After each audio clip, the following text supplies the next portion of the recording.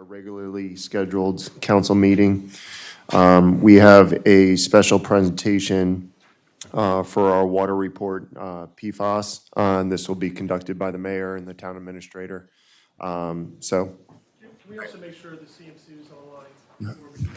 Just to make sure. CMC, are you there? Wave camera one, please. Wave camera one Camera two. or two. So they're ready.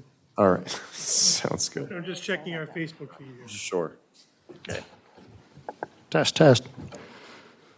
Hi, folks. It's Mayor Larry Hushar here, and I'm here to talk about a situation that popped up in late December where we got a letter from the MDE. And I'm just going to do a little bit of reading and then let you know that we have experts or references here in the staff, with the staff who can address questions if the public wants to come up and ask questions about the PFAS situation. The testing of wells was performed by the MDE throughout the state of Maryland. The testing was to measure the amount of perfluorooctane sulfonate and perfluorooctanoic acid in the water system. I did good just to get the words out. These substances are commonly referred to as forever chemicals used in plastics. The forever refers to the fact that they do not they're not biodegradable and they don't break down. The town of Mount Airy had 2 wells that exceeded the suggested guidelines established by the MDE just slightly. These 2 wells have been taken offline, but we are maintaining our level of service through the town's remaining 9 wells. So we don't anticipate any disruption in our water availability for residents, businesses, and services. We're working with the MDE to evaluate the water supply and researching options to correct the issue. And as previously noted, these wells have been taken offline. The town has requested permission to increase the production of the water from the other wells to supplement the volume of water lost due to this shutdown, if necessary. And the town staff is working with the MDE to correct the situation. And people who have been calling town hall have been referred to our town administrator, who has been addressing all those questions. I think he's answered every phone call that came in. With us today is our town administrator, David Warrington, our water expert from Public Works, Mike Toma, and Barney Quinn is here as well to address any questions that you have. I'll turn it over to David at this point. The mayor gave a great synopsis, so it makes my life a little bit easier. I think that I was shocked. I did not know what PFAS and PFOS was until we were informed, and I did what probably everyone else did. I Googled it to find out exactly what it was and how it would affect folks. But one of the things is that EPA is still working on their regulatory kind of thresholds. And 13 states in the United States said we're not waiting for EPA. We're going to set our own thresholds. And so Maryland is one of those states of the 13 that set their own thresholds. So we don't know whether EPA is going to come out later on and say, oh, your thresholds are too high, your thresholds are too low. The federal government works a little slower than local governments. And so I'm actually pleased that Maryland took the initiative to address this as soon as they have. I guess one of the things is that I want to talk about is how this works in our water system, and I'm going to dumb it down to my level so that we can kind of understand it.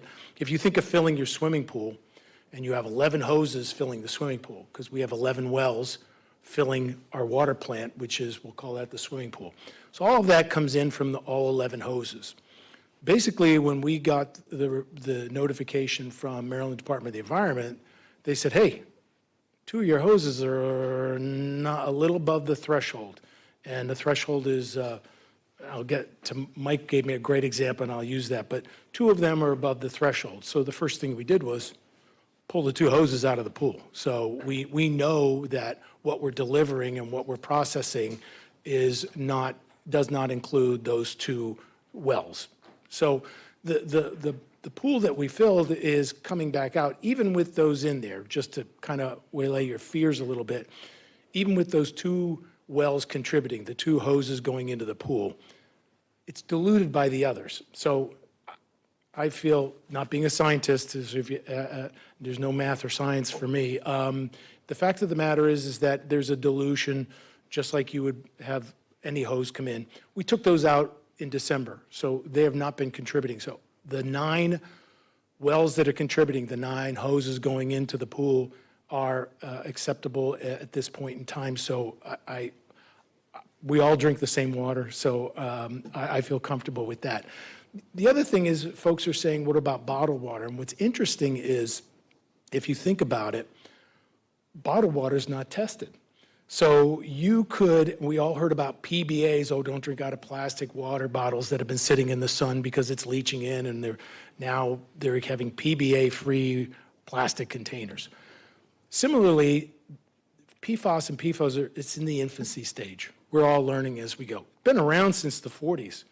Teflon, DuPont, all those folks were making, Scotch Guard for your upholstery or your carpet or whatever. I mean, I even found out it's in waterproof mascara.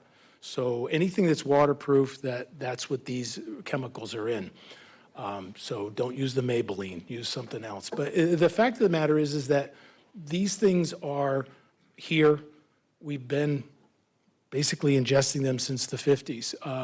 And where is that level? And I'm old enough to have ingested quite a few, been around since the 50s. And so what are we doing here to try to address it? We're doing everything MDE is asking us to do. We pulled the 2 wells offline. We submitted a grant request to get, basically, for lack of a better term, a filtration system to go down at the water plant so that we can start pulling them out before processing or to get them out of there.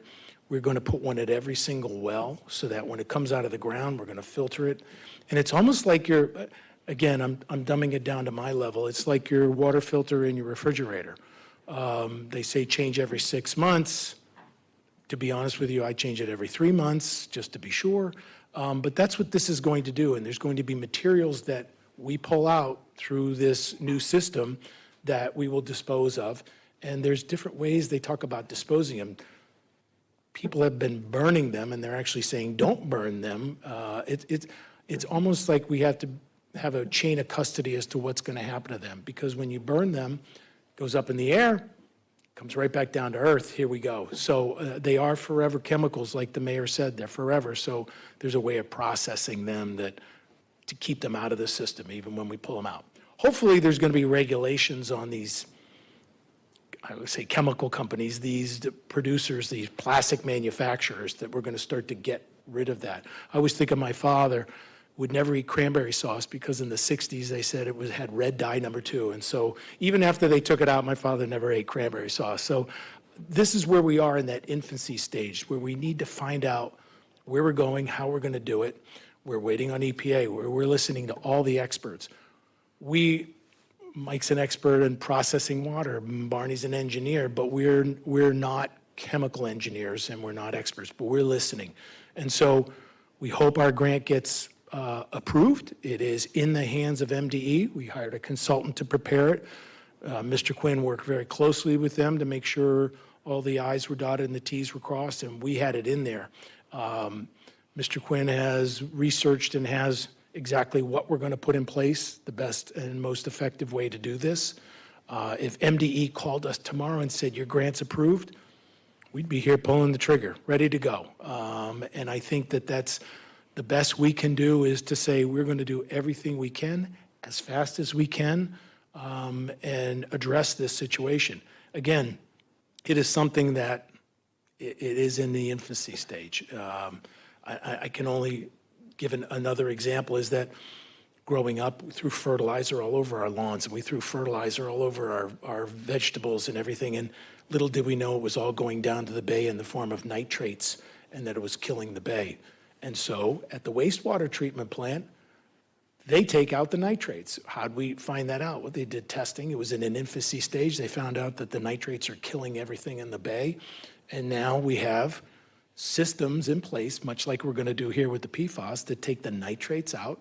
MDE monitors it so that we're not killing the bay and putting it in our fish and then cooking it up. So again, I think that's kind of an example that we could follow lead from as to something we found out that we've been doing for a long time, something we found out that is not good, and something we can do to try to make it better. So I will tell you that I trust in the experts that are here, but we're listening to MDE, and we're doing everything they tell us to do.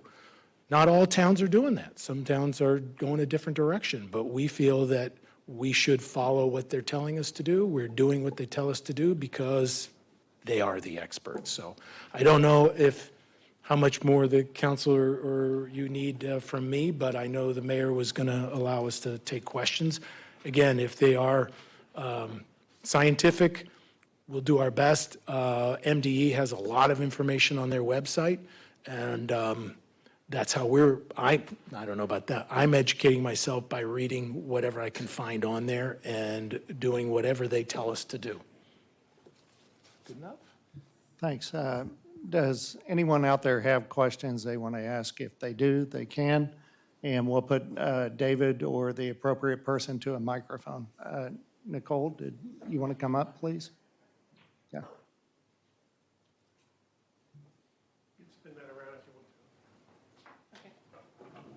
I don't know who I'm addressing here, either the mayor or David. One of the three, Okay.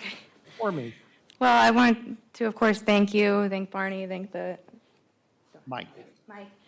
Thank you for your hard work in trying to remediate it, and, as soon as possible. I appreciated the mayor's report on Facebook, just letting us know that, this, even though it was tested in September, the town did not receive results for a number of months, which is infuriating, but obviously not the town's fault.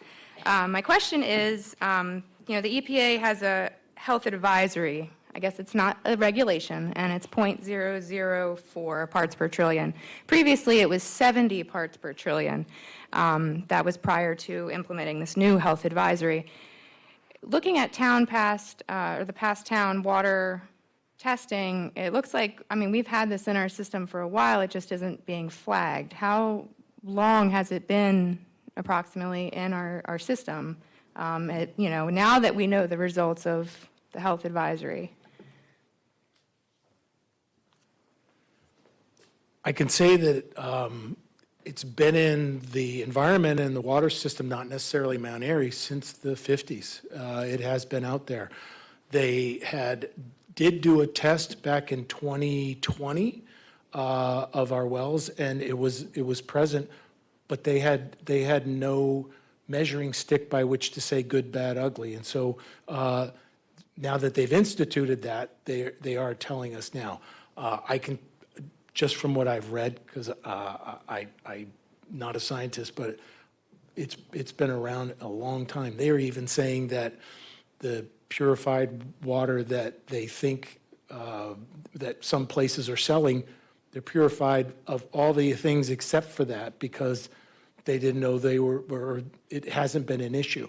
And your parts per trillion, I'm going to steal from Mike, so I give you credit for example. When Mike was explaining it to me, he said, think of a bathtub with 1 trillion marbles in it, and this is parts per trillion. Maryland has said their threshold is 10 marbles in that bathtub of 1 trillion, okay? And the one well that we took offline had 16 marbles in parts per trillion. Of the trillion marbles in the bathtub, we were allowed 10 and we had 16.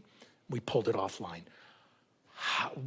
What that is, I know, I have read the papers. There are other towns around that are nowhere near that threshold, well above it. I don't know whether 16 marbles versus 10 marbles out of 1 trillion is good, bad. But I personally am comfortable that when I've seen some of the numbers of the other testings that MDE has done and published, I'd rather be drinking here than some other places. And again, I don't mean to pick on Pepsi, but Pepsi bottles Aquafina. And they bottle Aquafina in Cheverly, Maryland, and they do it, it's WSSC water, look at the label. who's testing WSSE water for PFAS? So you may think, oh, I'm getting Aquafina as pure water. It's just a municipal, it's a WSSE water system, but they haven't been testing for PFAS. There's no, that label will probably come and be on labels from now on. But, so yeah, as soon as we found out that one, we don't know if it's the well, that water station with those 2 wells, we pulled it offline. We are now, we've hired a consultant. We are testing each well individually. We're not gonna say, well, both these wells, it's water stational, the water station has 2 wells feeding it. We took them both off.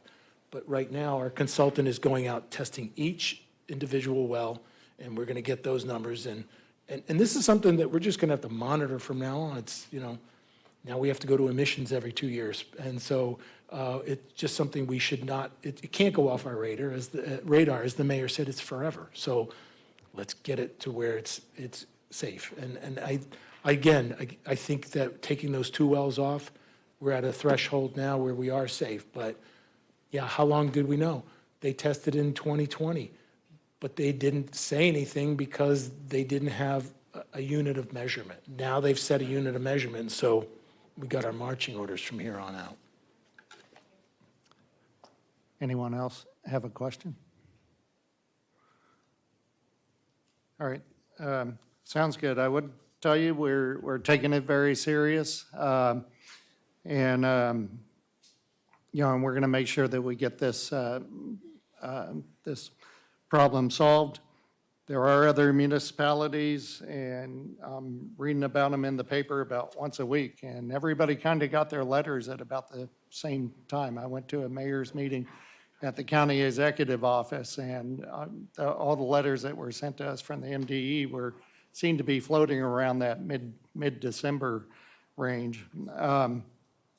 We are working on, and David, tell me if we are stalling on this, but we're working on a letter because we found out that PFAS is in a lot of packaging at restaurants, fast food, et cetera. So we're going to send a letter to all of our restaurants and just try to verify if indeed they have removed the PFAS out of their packaging and stuff. So now that we're alert to it, we're going to do everything that we can to, not just stop at the water system, but make sure that we take care of everything overall. So thanks for your time. If you do have any questions that pop up later on, call Town Hall, talk to David. He'll get the answers. Mike Toma is doing a great job, so thank you, Mike. And we'll get this figured out. Thank you. Did any of the council have questions? Actually, I do. Go ahead. So, and first I want to say for pure transparency. So at the mayor's invitation, I participated in a meeting on January 17th to talk about PFAS in the water system. I was invited to participate. I gave my thoughts and recommendations, and I prepared a meeting record with my own meeting notes in terms of thoughts that I provided. So if anyone's interested in that, I have a record of my meeting notes for your information.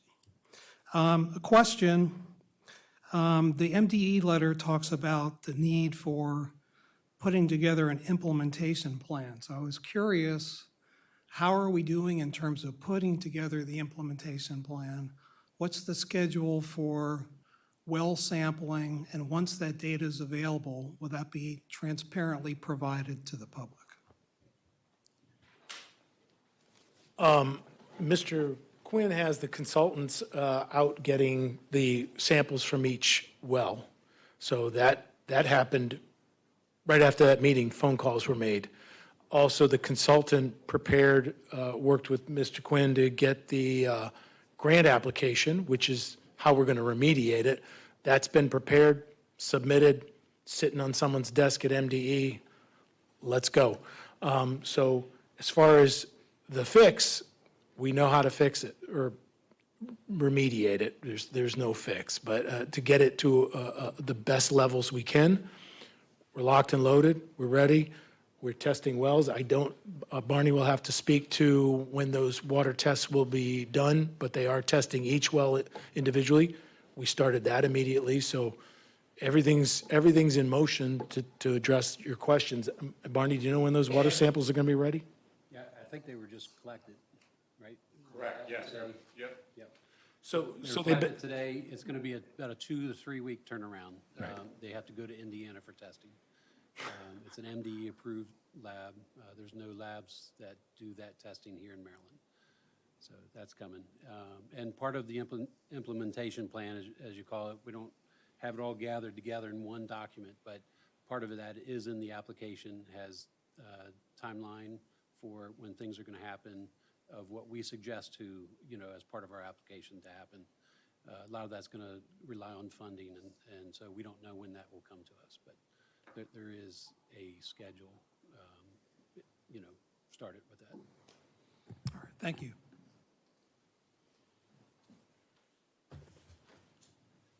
I'd just like to say thank you to staff, because I'm going to bet you guys have been working in overdrive trying to work on this. So as a not only elected official, but a citizen of this town, thank you.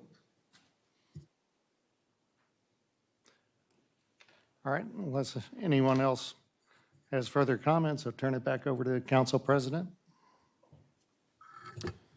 I think we're all set here. Thank you again to Barney, Mike, David, Mayor.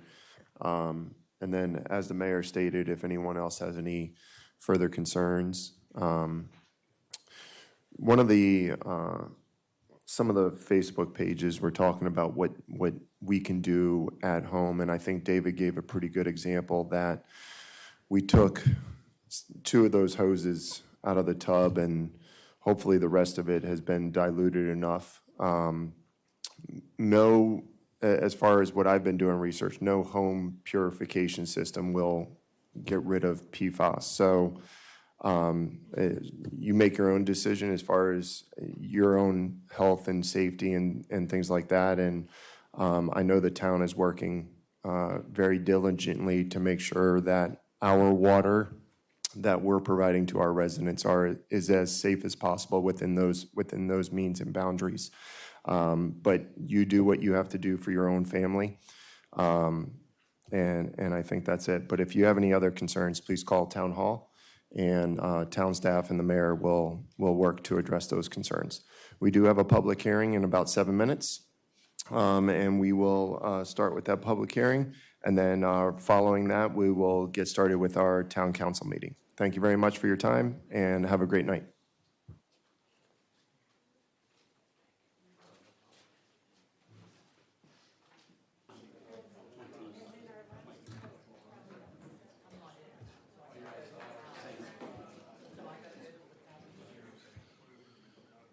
John, you all set?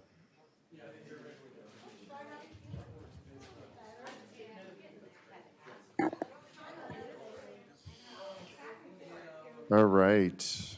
It is 7 o'clock. We have one public hearing this evening. This public hearing is on Charter Amendment Resolution 2022-3. This charter amendment refers to the blackout period during elections.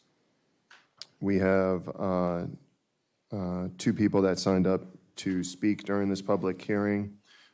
First is Nicole Moon.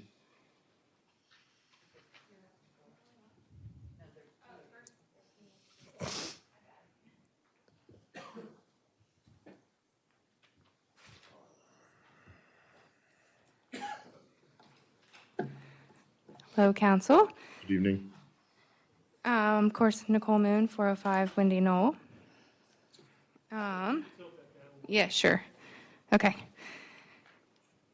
Regarding 2022-3, the blackout period prior to elections, I really appreciate, I think it was Councilman Munder that brought this forth. I feel like election times get pretty tumultuous as it is, and I feel like this upcoming election will be very intense. Unlike the previous town council elections, I think the town is really getting involved, which is great. It's fabulous. People are really listening. And they're going to want to vote for who they truly feel will best represent them in the town.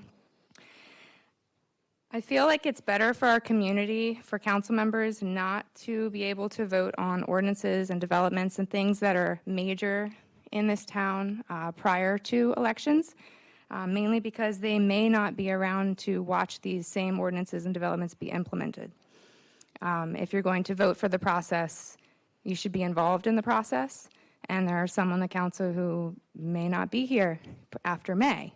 And so if they're going to have such a say in changing the face of our town, especially with the Beck property coming up, then I don't think that they should be able to vote until afterwards. Now, afterwards, whatever the council decides, that will be the will of the people, because they have voted for who they think will best represent them on this council.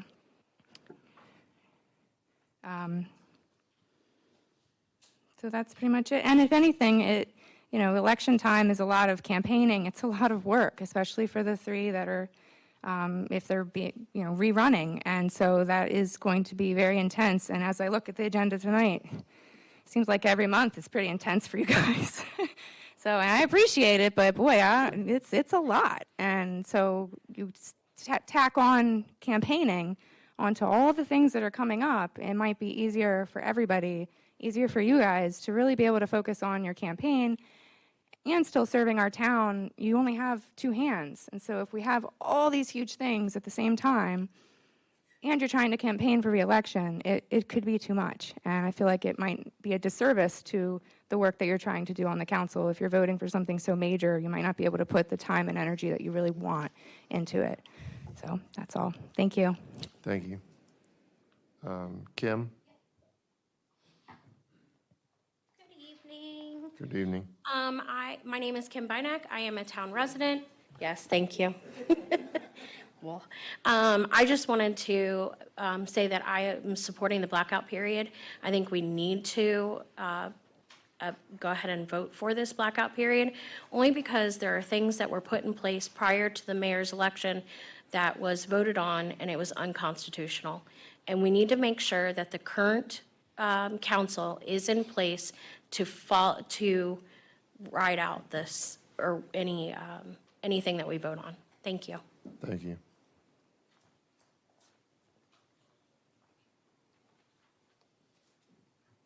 Is there anyone in the audience that would like to speak on this before we move on? All right, seeing no one, I will go ahead and close this public hearing on Charter Amendment Resolution 2022-3. This was in reference to the blackout period during elections. Our regularly scheduled council meeting will begin at 7:30 in about 25 minutes. Thank you for your time.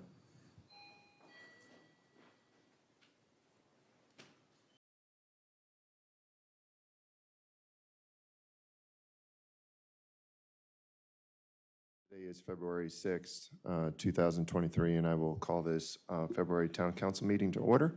And if we would please stand for the Pledge of Allegiance. I pledge allegiance to the flag of the United States of America and to the republic for which it stands, one nation, under God, indivisible, with liberty and justice for all.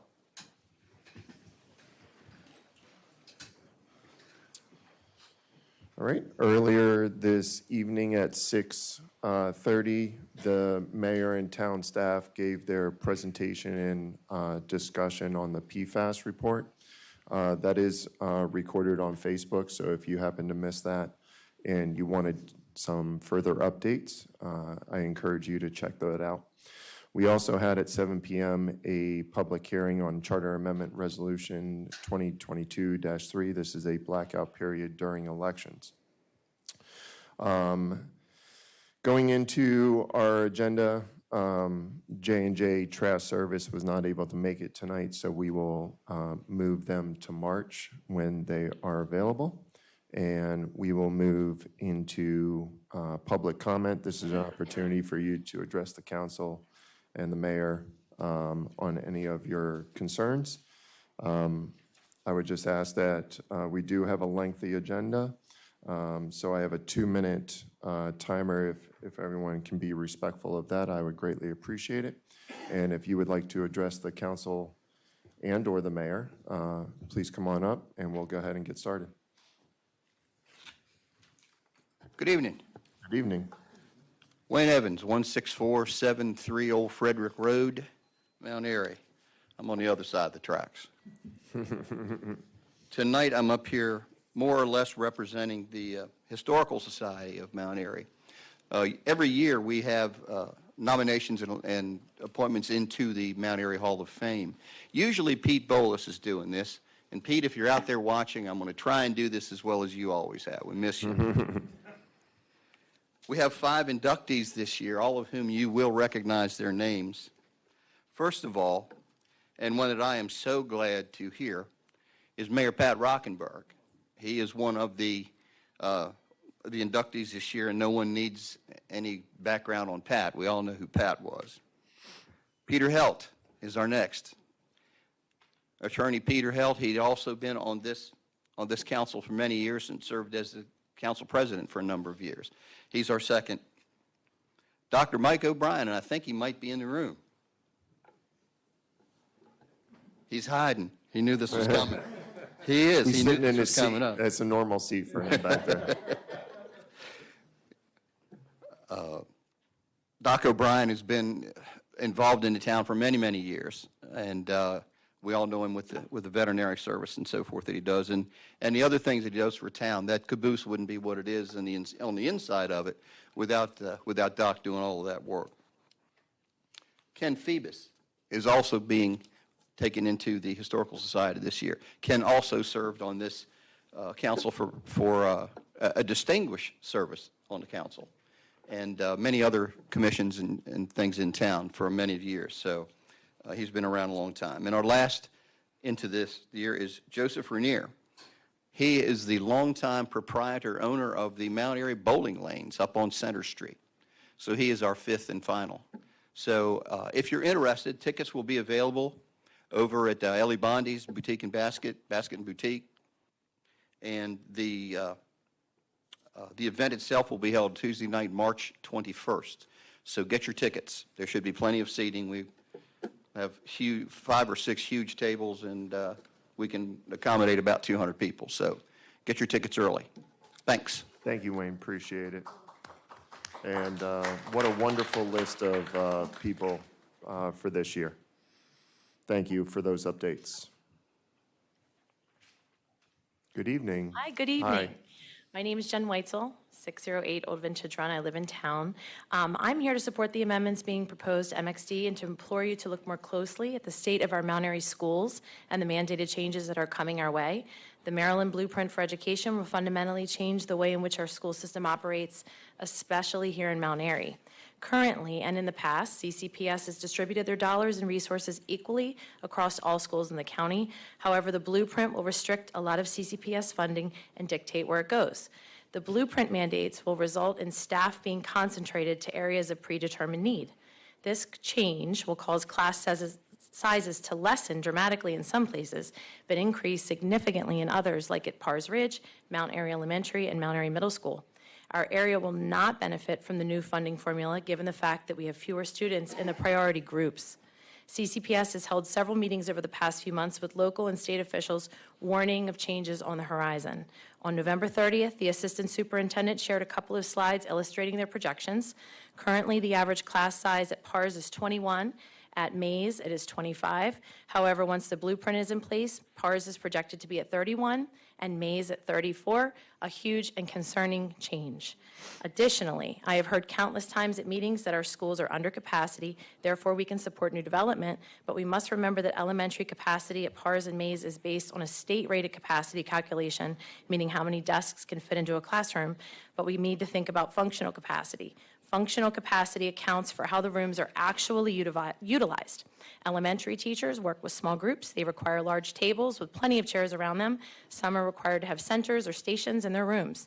Only middle school capacity is measured in both methods in Carroll County. There's quite a difference. For example, Mount Airy Middle's utilization based on state-rated capacity now is 142 open seats, whereas their functional capacity is only 42 open seats. I can tell you my son is a 5th grader at Mount Airy Elementary. There are 29 kids in his morning class, 29 in his afternoon class. Please go and check out the cafeteria during a 5th grade lunch shift. Visit the gym during PE with 60 kids in there. It's tight. Mount Airy Elementary currently has the highest class size average in the entire county right now today. That's before Blueprint and any new construction. I truly hope you'll take the time to visit the schools and to understand the changes that are on the way via Maryland Blueprint. Please don't add any more fuel to the fire with high-density MXD development. Council members, I have a little cheat sheet via CCPS for you that kind of outlines the changes coming that I'd love to leave for your review when you get a moment.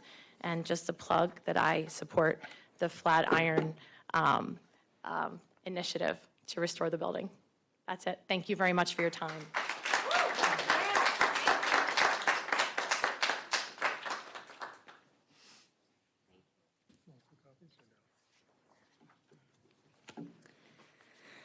Hello, Nicole Moon, 405 Windy Knoll Drive. I know that takes a moment to digest because those numbers are shocking. And I also watched the CCPS budgeting workshop, and it was scary what's coming. Anyway, so I'm here to talk about, well, I only have 2 minutes, so I'm going to try to be brief, but there's multiple things on the agenda to speak about. CAMO supports the Wellhead Protection Ordinance 2022-35. Obviously, with the situation happening right now with the PFAS in the water, I think protecting our town's water should be the #1 priority right now. Aside from any developments, anything else, protecting our town's health and water should be a priority. And what if those test results come back and there's more wells?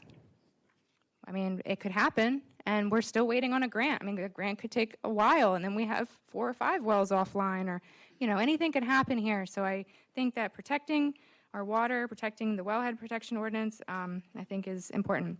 I also support the Flatiron restoration. Our town is unique because of the Flatiron. It's what makes us special. Sykesville's got the cool railroad tracks. We have Flatiron. We can't tear it down. I support restoring it.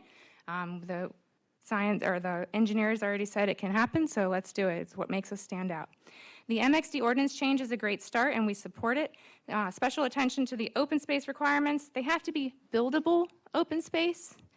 So even though the developer might say they have 25% already, they do not. It is not buildable open space. However, we also believe this entire ordinance should be repealed and reworked to benefit the town, since it was unconstitutional law and was helped developed and worded by the previous developer for the Beck family. This is evident in many emails between town staff, lawyers, council members, and Victor Kaz regarding the MXD zoning being fit and modified to benefit the Beck property so they could make as much money as they desired if we wanted our Center Street connection. We printed a few of them, but there are more, including meetings where the developer and town worked together to devise a plan specifically to create MXD and rezone the Beck property outside of the master plan process. Just because the 2013 master plan suggests MXD zoning for the property for the future does not give it the right to be rezoned outside of the master plan. It was a suggestion. It should be done at the next master plan with public input.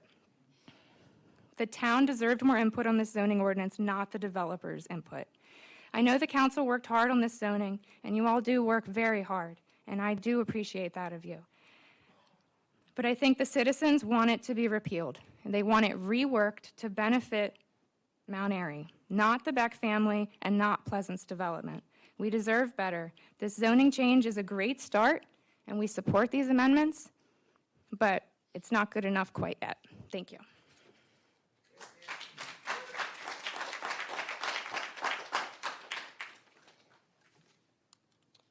Hello, I'm Diane Perney. I live outside the town limits. I would like to know who in Mount Airy owes the Beck family an extraordinary consideration for their land. Why are they given considerations above and beyond any other property owners in town? I, for one, don't owe them a thing, and I would say 90% of us in this room do not owe them a thing, let alone changing the fabric of what our town looks like, the fabric of how we live in this town. The council believes they owe the Becks because they want Center Street to be connected to Route 27. A through road to Mount Airy's Main Street is a recipe for disaster. Main Street is not designed for its current traffic, let alone additional traffic coming in. Look at the prospect stop sign. It's horrible. We just don't know how to do roads yet here, I think. But we need to do that prior to opening up Center Street. This needs to be taken care of prior to that. Believe me, I believe a landowner has every right to sell their land. It is their business. They should be able to sell it to whomever they want. If the Becks want to sell to a developer, sell it. Don't ask us to change our town. Let the developer come to us as the new owner. We don't need to be saying we owe the Becks then. Let them sell their land. I believe the council needs to repeal both Ordinance 2021-16, changes to the APFO to relax open space standards for the MXD development, and Ordinance 2021-17 to rezone the Beck property to MXD. Both of these ordinances were voted on and approved with the town council president acting also as the mayor when the newly elected mayor was going to be put in place in a couple weeks. I don't believe that either of these ordinances will stand up to litigation if it comes to it. By the way, how can we keep relaxing open space when we currently do not have enough? It just boggles my mind. Again, the Becks are getting extraordinary consideration here. We don't give that to everybody in this town. I want to direct this comment to our mayor. I commend you for keeping the process moving forward in a reasonable and courteous manner. I really do. But what the council members, the planning and zoning members need to understand is that the town citizens are angry. We're angry at not being heard. We're angry at the lack of respect given to the citizens who stand here and try to talk to them and they're looking at their computers. We're angry at the lack of transparency. We're angry that a group gets to change what our town is about and we're not given any consideration in that zoning. None of us were given the time that the developers were given when that zoning was brought up. How many hours were the developers there helping with that? And how many hours did we listen to the public? The Planning and Zoning Committee is working on updating their master plan. It's egregious that they just make up what they want without any citizen input. Did the citizens of this town want MXD? Nope. Do we want OPE? Nope. But both of those zones were created with the developers and done to their advantage, not with the public knowledge or input at the time they were doing them. Diane, will you please wrap up? I will. Thank you. I must say that I do thank the Becks for one thing, and that's for bringing this town together with one common goal: no more major development. Thank you.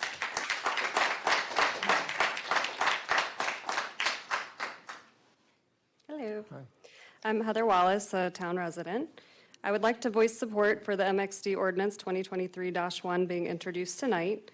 The current MXD ordinance is relatively new and so far has not produced the results you, and certainly not the public, intended. As written, the ordinance favors the developer and encourages extremely high density. This density is something that several council members, planning commissioners, and citizens have lamented is simply too high. And this is not a new concern. In 2020, the mayor stated that we need to protect our community from something out of scale. I quote, "If the code remains as is, you don't have a lot of room to push back on the density proposed in the pre-concept plan. The Planning Commission's hands will be tied by what is written in the code. That's why it is so important that we get this right. We have heard arguments made by council members and the development team that we are, quote, in the middle of the process. However, it's been well established that we are not. This process is just getting started. When you say that you don't want to address the MXD ordinance until Beck is through, you are essentially admitting that this ordinance was written for this particular property. You can and you should make corrections to an ordinance that is clearly not producing what the town wants. One item in 2023-1 that needs another look is the verbiage on gross developable acreage. We use net developable acreage for all of the other residential zones in town, so I would recommend looking at that for this as well. Switching gears, I would like to clear up something that occurred at the January 30th Planning Commission meeting. In reference to the process for the Beck pre-concept plan, the Planning Commission chairperson held up the Downtown Vision Plan and said that a charrette was already conducted on Beck West. I just want to make sure that everyone is clear that MXD zoning did not exist when the Downtown Vision Plan charrette was held, and adoption of the Downtown Vision Plan does not equate to a charrette or approval for any part of the Beck property. In fact, the late Mayor Rockenberg commented in January 2020 that, quote, "The vision plan was a suggestion and not a master plan we want to follow exactly," end quote. That's all. Thank you. Thank you. Good evening. My name is Nikki Jeffries. I live on Harrison Street. I am also a member of the Flatiron Task Force. Councilmember Demoter, I mean no disrespect putting you on the spot, but I feel the need to address you specifically tonight. You made it very clear last week at the Flatiron workshop that the town survey holds significant weight and you are not wanting to preserve the Flatiron as it currently stands. You have continually expressed at council meetings that you became a council member because you wanted to do the will of the people. You have said time and time again that you promised Mount Airy residents that you would stand up for what the majority wanted and that you don't want to break that promise. Never mind that the survey you hold in such high regard was conducted years ago. Never mind that only 1,786 people answered the Flatiron question when our population at the time was over 9,600. Never mind that our population has grown since then. Never mind that it was disseminated prior to a task force being formed, prior to any real discussion about the pedestrian walkthrough to remedy safety concerns, and prior to any real discussion about moving the building, which you yourself said you would be open to. And I would like to read that question that was on the survey. How do you want your tax dollars spent on the future use of the Flatiron building property? These are the choices. Remove the building and stabilize the land, fill it with grass, shrubs, trees, least cost. Replace with parking spaces. Replace with multi-use park-like benches, small plaza with no building structure. Replace with a monument. Replace with a larger structure as recommended by the consultant with the benefits noted in the description. Refurbish the building, understanding the high cost and limited uses. I'd like to repeat that one. Refurbish the building, understanding the high cost and limited uses. I would consider this a comparison to leading the witness in a court situation. There was one other option on there. I do not know enough to comment. That received 17.5% of the responses. If you add up the votes for the 5 separate choices to demolish the building, it comes to 1,339. Out of Mount Airy's population at the time of 9,600, it is a whopping 14%. Councilmember Demoter, I will reiterate, you have said you are here to do the will of the people. The survey results are the majority of a minority of the population. It is not the majority of the population as a whole. You have also said that you are open to preserving the building if it involves moving it. But we can't even have relocation as an option if you vote to tear it down instead. Please reconsider and vote to save the Flatiron. Thank you.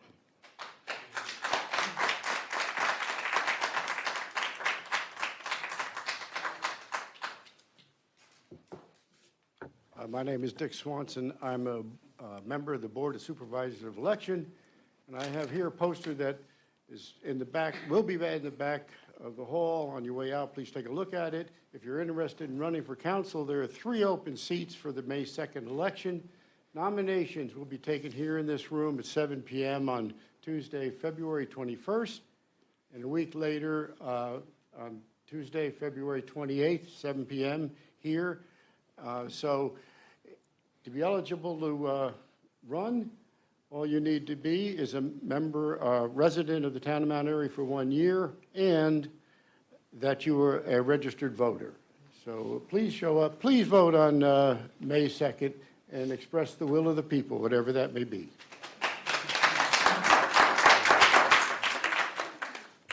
Now I'm going to change hats, and I'm Dick Swanson, town resident. I'd like to speak a little bit about ordinance 2023-4, the Flatiron Building, and I just want to quote a part of it.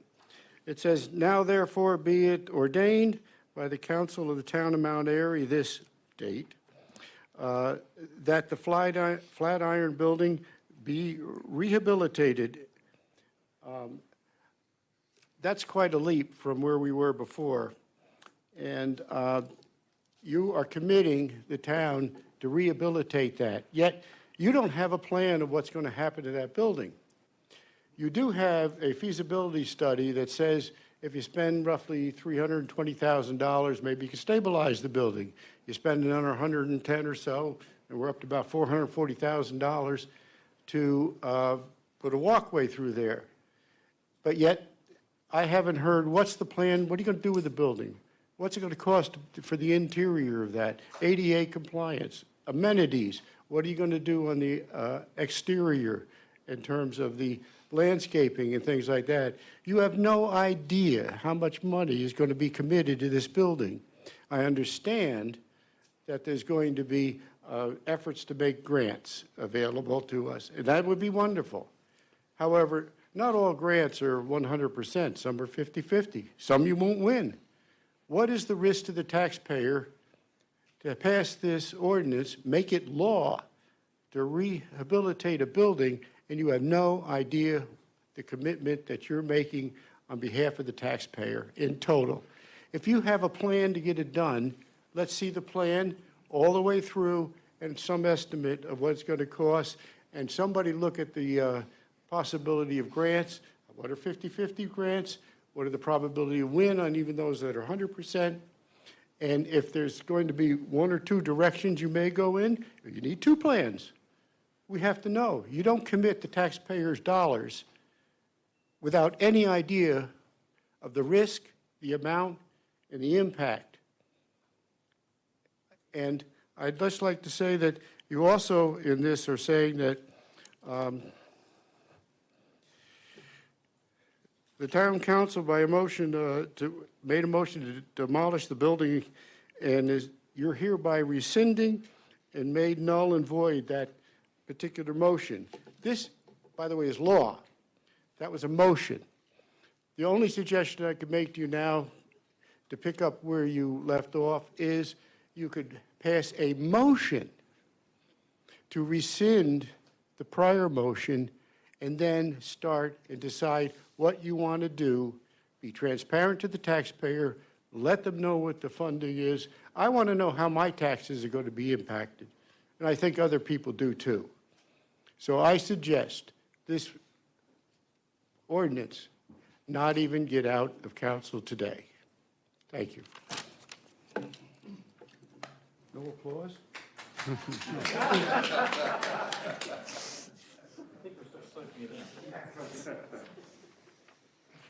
Good evening. My name is Rick Dye. I'm a member of the town, but I would like to, a resident of the town, but I'd like to go ahead and start wearing an actual hat and reading a letter that was signed by the commander of our post representing the interest of our members. It was sent in September of this year, and it starts with, "Forgotten country, we associate ourselves together for the following purposes." And at that point, at every meeting we have at the American Legion, we go through the 10 points of why we exist as an organization. And of those things that we commit ourselves to is to preserve the memories and incidents of our associations in all wars. For many of us, that doesn't have to go back very far, you know, the last 20 years in the Middle East. But others go a little further back to Grenada, Vietnam, Korea, and other conflicts, large and small. It's good for any group to have a clear purpose and unite their efforts and increase their effectiveness. In the month of August, when we were having our meeting at the Post, we had our post-everlasting ceremony for Oscar Baker, and it occurred to us that he was our last surviving founding member of the Post. So we started thinking about him, what things could we do for him? How could we try to remember what he did for our Post over the years? And someone brought up that we wouldn't even exist as a Post, except 39 men gathered in 1946 after their service in World War II to associate themselves together to fulfill their individual obligations to their community of Mount Airy. And names that you all know: Armfield, Baker, Boone, Bohr, Brandenburg, Browning, Bryan, Buckingham, the list goes on. There's 39, and I know my time is limited. But to honor the gentlemen, we try to do a lot of things. We continue the programs they started. We help veterans and mentor the youth. We honor them through our acceptance that we each have individual obligations to our community, state, and nation. Later that month, I came to a town hall meeting, and at the town hall meeting, a member of our local historic society came to me and said, did I know that we had, founded here in Mount Airy? And I said, yes, we just talked about that this month. They asked if I knew that our first home was actually at the Flatiron Building, and I'm ashamed to say that no, actually I did not realize that. When they first gathered, they had no particular place to gather, and they went from place to place to place. They finally worked out a deal, like we all seem to get together and work out a deal, where they would renovate some of the third floor if they could also use that for their meetings, and they did that for many years. Even after the town bought the building with the intent of tearing it down, the town decided that they would charge us $15 per month rent to make sure that we were paying our way. So we paid our $15 per month rent. And we moved on, eventually ending up at our new post home on Prospect Road. We knew going into it that there was no guarantee that we would be able to save the building, but we're not afraid of a hard fight. So that night, the Legion did volunteer and vote on donating $5,000 to the cause. I brought the check to the Historical Society and then was drafted almost immediately onto the task force. So the task force itself, the next month we came, we talked to the council. The council said that we needed to have a group to get our skin in the game. I think we've shown that. That we needed to try to bring some money to the table. It's not a lot, but we have definitely brought some money to the table. And that we wait for an engineering analysis to make sure that there was no immediate grave danger to the people of Main Street. We've done all of those things. And so now the question is, can we try to save the building? So at this point, we've done everything we can do to this point. I think we're, at this point, waiting on you guys. Thank you very much.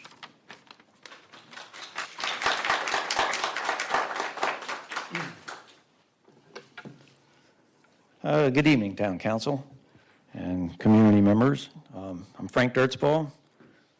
It's a little weird to say, but I'm the same age as other old-timers in this town now.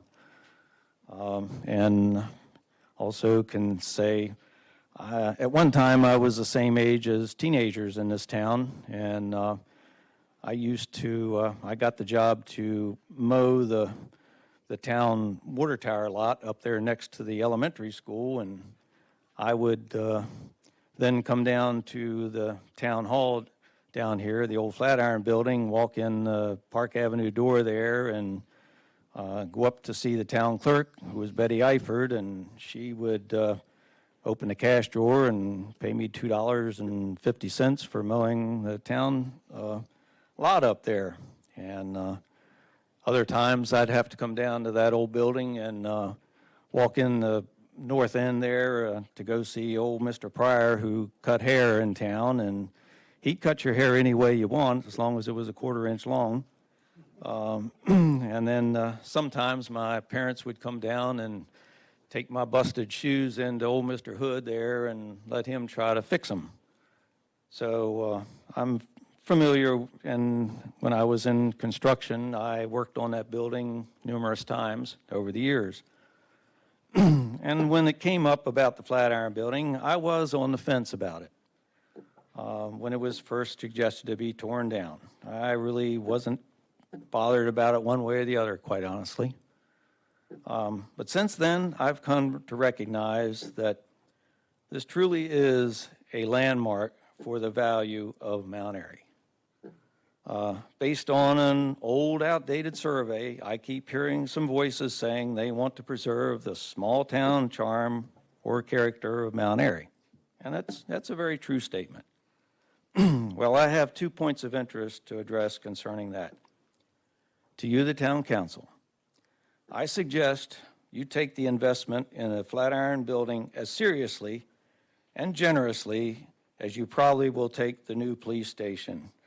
Your multi-million-dollar police station is all but a done deal and very straightforward. Will it be what gives Mount Airy a unique landmark feature or define the small town character of Mount Airy? Probably not. If you look over your shoulder at the picture that hangs on the wall behind you, you already know what the landmark of Mount Airy represents. If you have any belief in the small town character of Mount Airy, I suggest you plan to invest the taxpayers' money in this project as willingly as you will that police station. There are several other landmarks that help define Mount Airy, but none are as defining as the Flatiron Building in our town. This building has stood safely for many town generations, and it should continue to stand forever if you have any hope of preserving a valuable piece of yours and my history. Your legacy and the future town surveys will be based on the willingness to seriously invest in your town's history. Number 2 point. Frank, can you please wrap up? Yep, I got Thank you. To you, the citizens of Mount Airy, and especially those that don't want a future development, whatever that's supposed to mean, I would suggest that those citizens also invest that amount of energy in the preservation of the Flatiron Building. If they truly love their small town character, if you don't want to use your energy to help save the town landmark, you had better look further ahead. You will be gone from here sooner than later. The town will change and develop with or without you, as it always has. But the character can remain forever if you have any selfless devotion to this legacy in our past and our Flatiron Building. Thank you.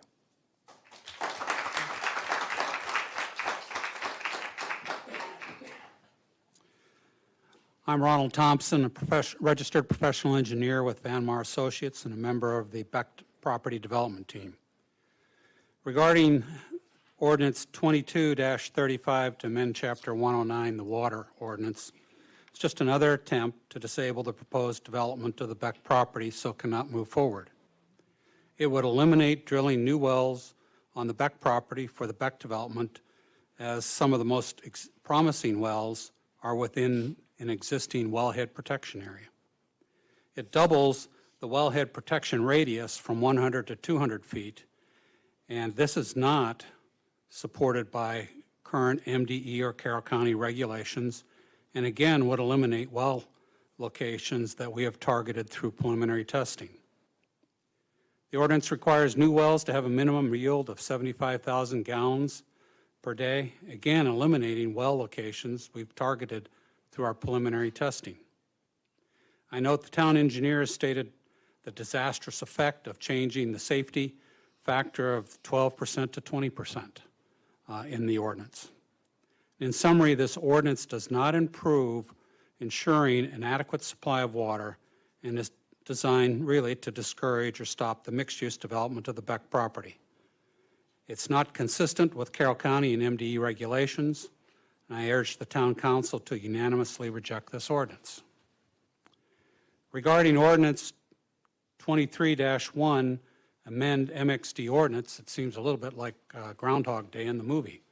This is just another attempt to amend an MXD ordinance to be more of a residential subdivision, not a walkable mixed-use development that was envisioned by the vision plan in the current MXD ordinance. The ordinance change is being proposed as the town and the development team are in the process of scheduling a second charrette as requested by the citizens. This is a recycled ordinance that the Planning Commission unanimously rejected, and in December the town council voted to not approve. Now an almost identical proposed ordinance, slightly modified to try and qualify as a new ordinance, is being proposed. I do not understand how the author of this ordinance is unwilling to respect the decision of the Planning Commission and members of the Town Council.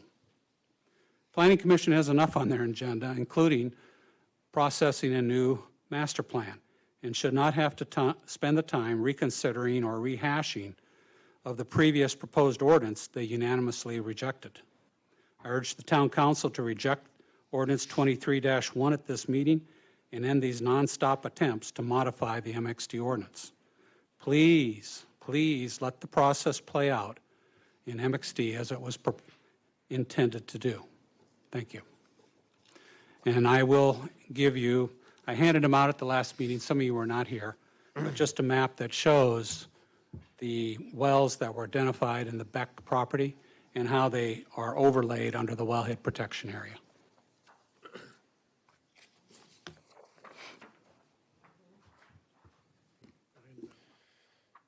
Thank you, everyone, for your time, consideration. Very, very much appreciated. Go ahead. No. Give me a second while I pull up my timer. All right, go ahead. I'm Dave Bowersox, 24 North Court Street, and I'm here on behalf of the Beck family. I'd like to echo and effectively incorporate the comments that were made by Mr. Thompson. Those of you who weren't here on January the 9th, I believe it was, Mike Hoffner came in and gave a presentation. Mike Hoffner has been involved in helping the town develop its community water supply wells for some time.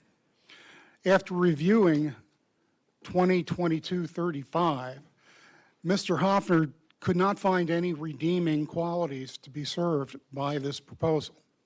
And in fact, he characterized it as a problem in search of a solution. As for 2023-1, I'll also concur with what Mr. Thompson has just told you. The Planning Commission firmly recommended against the adoption of the Ordinance 2022-35, which this is in effect a recreation or reincarnation of, in no uncertain terms. They recommended that you deny that, and this council did deny that.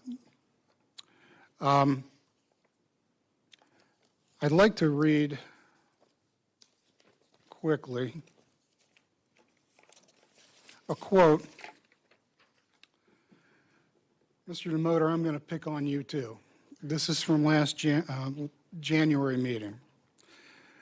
First of all, addressing the water ordinance, it seems our water protection requirements are there. Fairly straightforward and comprehensive.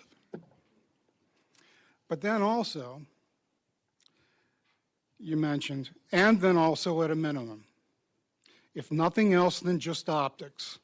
There is an optic that we are trying to change ordinances and put in new ordinances because of one development. And to me, that's at a minimum, again, an optics issue. If we felt strongly that these kind of changes should be made, it seems like we should have made them years ago or months ago or before a development plan was in the queue, rather than doing it in the middle of the process. What he's addressing is a notion of fairness, due process. Due process exists in a legislative setting as well.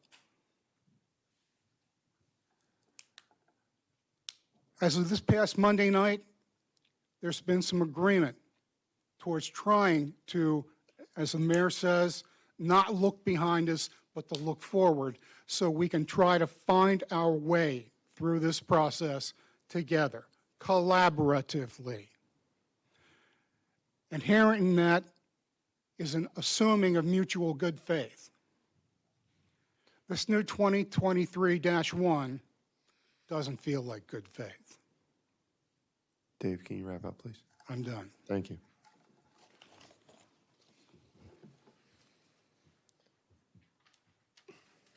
Back to my original comment.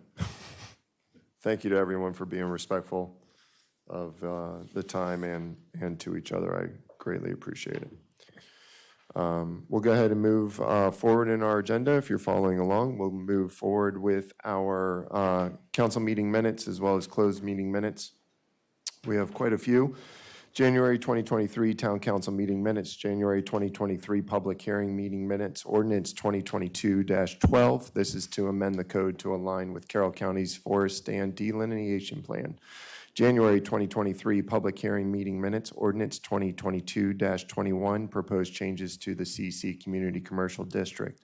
January 2023 public hearing meeting minutes, Ordinance 2022-22. These are the proposed changes to NP, Neighborhood Professional District, on page 2. January 2023 closed meeting minutes for the allowed 3-305B, Section 7, to consult with counsel to obtain legal advice on a legal matter. This is for a residential property in an industrial zone, as well as January 2023. These are closed meeting minutes, 3-305B, subsection 7, to consult with counsel to obtain legal advice on a legal matter PFAS report. I will make a motion for approval. Is there a second? I'll second it. We'll do Councilmember Demoter, and then barring any typos or punctuation, were there any other major issues? All right, all those in favor signify by saying aye. Aye. Aye. I can't vote because I wasn't here. Okay, January meeting. okay, So I don't feel confident. okay, that's fine. Did you want to abstain? Yeah. Okay. Abstain. All right, sounds good. Yeah, I'll abstain since Okay. I Two- watched the meeting, by the way. It just happened to be 3 in the morning where I was in Europe, so I watched as long as I could. Thank you for your dedication. Y'all started talking too much. 3 approved, 2 abstain. Next up, Chief Reitz with the Mount Airy Police Department report. Good evening, Chief. Good evening, everybody. Chief Reitz with the Mount Airy Police Department monthly report. Start off with, go over some of the trainings and meetings that we attended. There was multiple meetings. One of the most notable was the Frederick County Police Accountability Board meeting. We attended that. Even though we're not a part of it, we have a significant interest in it as we are part of the Frederick County community as well as Carroll County. Another additional meeting that we were is more along the lines of community outreach. Is we attended a planning meeting with State Farm for a young driver event that we will be holding, or that they will be holding later in the spring, to plan for that. Calls for service this month, we had 451 calls for service. This is a slight decrease rather than an increase for calls for service in comparison with this past December, which we had 509 calls for service, roughly an 11% decrease. It was a 36% increase in calls for service in comparison with December of 2021, however, which was pretty much in the middle of COVID. So, traffic enforcement for the month, we issued 45 traffic citations. I'm sorry, 42 traffic citations. We had 45 traffic stops. We issued 34 traffic warnings, 7 equipment repair orders. We did make 2 DUI apprehensions and 8 other traffic arrests. For criminal enforcement for the month, we had 11 total criminal arrests for January. Group A offenses, we had 4 assaults, 2 destructions of properties. We had 17 drug narcotic offenses, 8 frauds, 1 fugitive offense, 6 larceny thefts, 1 sex offense, for a grand total of 40 Group A offenses. Again, this is 40 year-to-date offenses. It's roughly a 67% increase in Group A offenses as compared with December, which we had 24. Again, it's a 67% increase as well when we compare it with last January. Group B offenses, we had 8 total, 1 disorderly conduct, 2 DUI arrests, 3 family offenses, nonviolent, and 2 all other offenses. Proud to report this month that there was no opioid overdoses in town. As far as any significant events in town, I did have that noted. There's quite a few investigations that was done. I don't know if anybody has any questions about them or not, but that would be the police department's report for the month. Thank you, Chief, for your report, and Council or Mayor, if you have any questions or concerns. I do. I want to, it's more a recollection and then a comment. So Chief, at the police station workshop we held, I guess, a week or two ago, I recall you mentioned some comments about, we're down several officers and we have some challenges in terms of attracting or bringing in replacement officers, maybe even retention of officers. Seems like we get candidates on the hook and then they go elsewhere to neighboring towns because maybe they're offering higher salaries or signing bonuses and things like that. So I wanted to, I just wanted to reference that. And then I have some questions about how we determine the adequacy of our officer staffing. It's the calculation for, how many officers do we need as the population increases? Right now we have this 1.1 per 1,000 citizens. And even at the Beck property charrette, there were some citizens that were casting some doubt on how that estimate is calculated. So Mr. Mayor, Larry, I just want to suggest tonight that I think we need to consider maybe conducting a management study through some sort of an outside independent group. It might be, I know there's an International Association of the Chiefs of Police. Maybe there's another appropriate independent organization, but it might be good to bring in another set of eyes and really have a look at our town and the town attributes and tell us what they think the proper number of staffing is for our police force, both now and then into the future. So,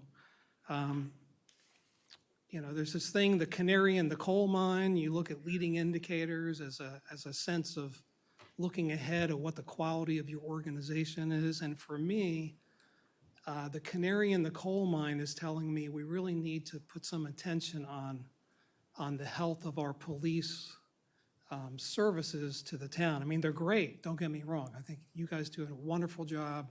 We have a great record of a safe community, but I see a number of factors that are flashing warning lights to me, and I just want to reiterate my suggestion of perhaps a management study. So I wanted to share that. Thank you. Thank you. Yeah. If I can reply, the chief and I have been meeting and talking about this, and for that matter, I met with several of the officers as well. So we have ideas, we have thoughts, things are happening. I'm happy to brief you on them, in the coming week, whenever we can get together, but things are happening. Yeah, thank you. Thank you, Chief. Appreciate it. For tonight's sort of trying to speed things along, I did ask Captain Rolfe to forego his report, but provided a electronic copy. Town clerk can certainly forward that along. We'll move into new business, starting with a Public Works Agreement bond release. This is related to Twin Arch Business Park, Section 4, Lot 15, Kings Sports Construction.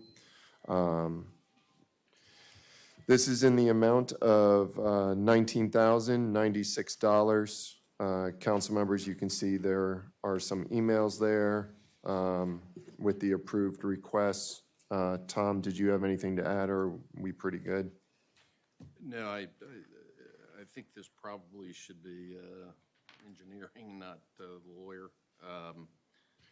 Just on whether or not the public improvements have been inspected and completed. And We'll move to Barney. Anything? No, We're all good? Everything is good. I had signed off on it. Okay. All right, sounds good. We'll go ahead and vote for the $19,096 be released to King Sports. All those in favor signify by saying aye. Aye. Any opposed? Okay. Next is the application for rezoning. This is applying to the property 806 Park Ave. This is for referral to the Planning Commission pursuant to Section 112-67 of the Town Code. Tom, this does have your name on it. So this is just referring to planning, and this is for the property 806 Park Ave.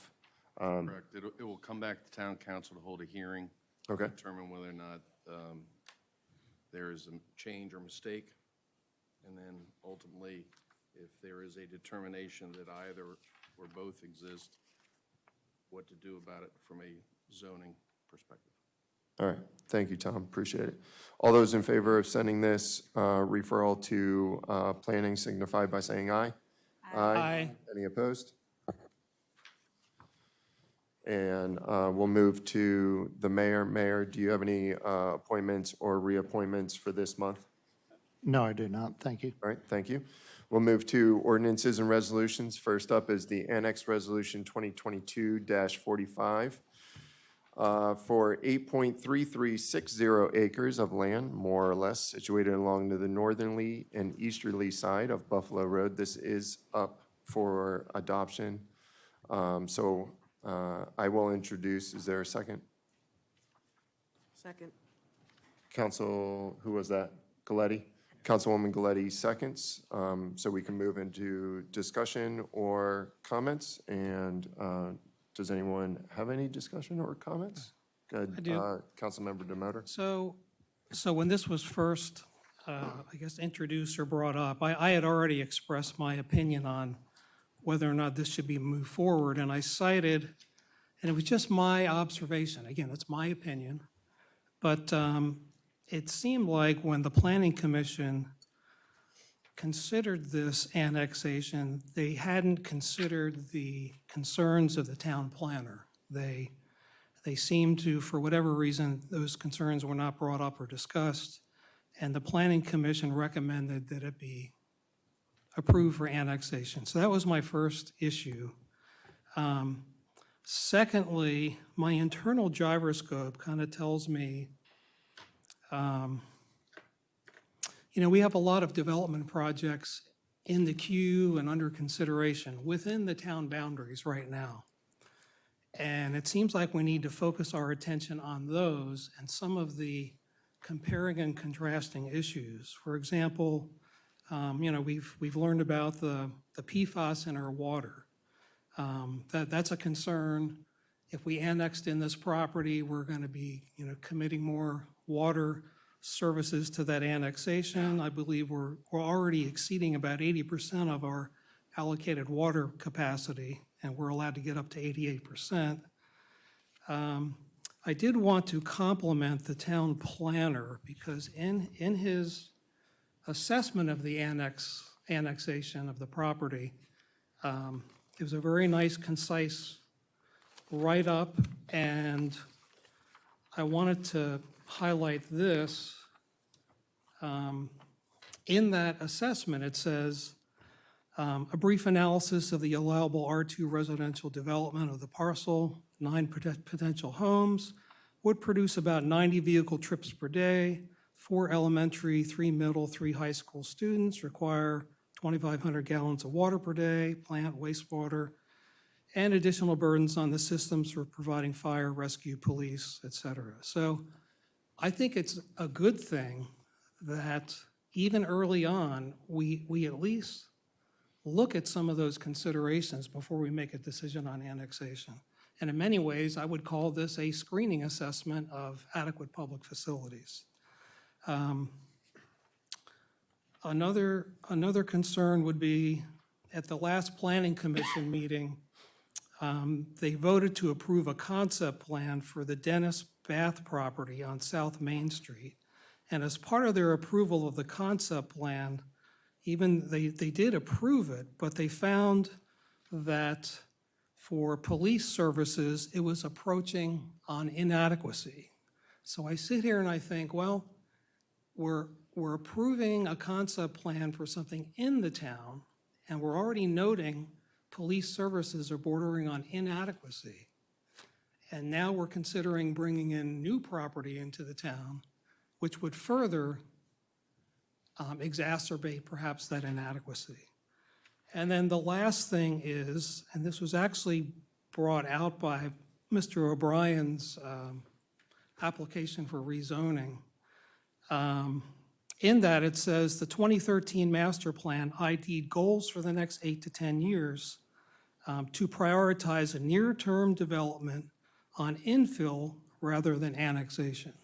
So I just look at all of these things holistically, and that tells me that, we really shouldn't be annexing a piece of property, however large or small it may be at this particular time. And that's the rationale for why I won't be supporting the annexation. Thank you. All right, thank you. Do any other council members have any other comments at this time?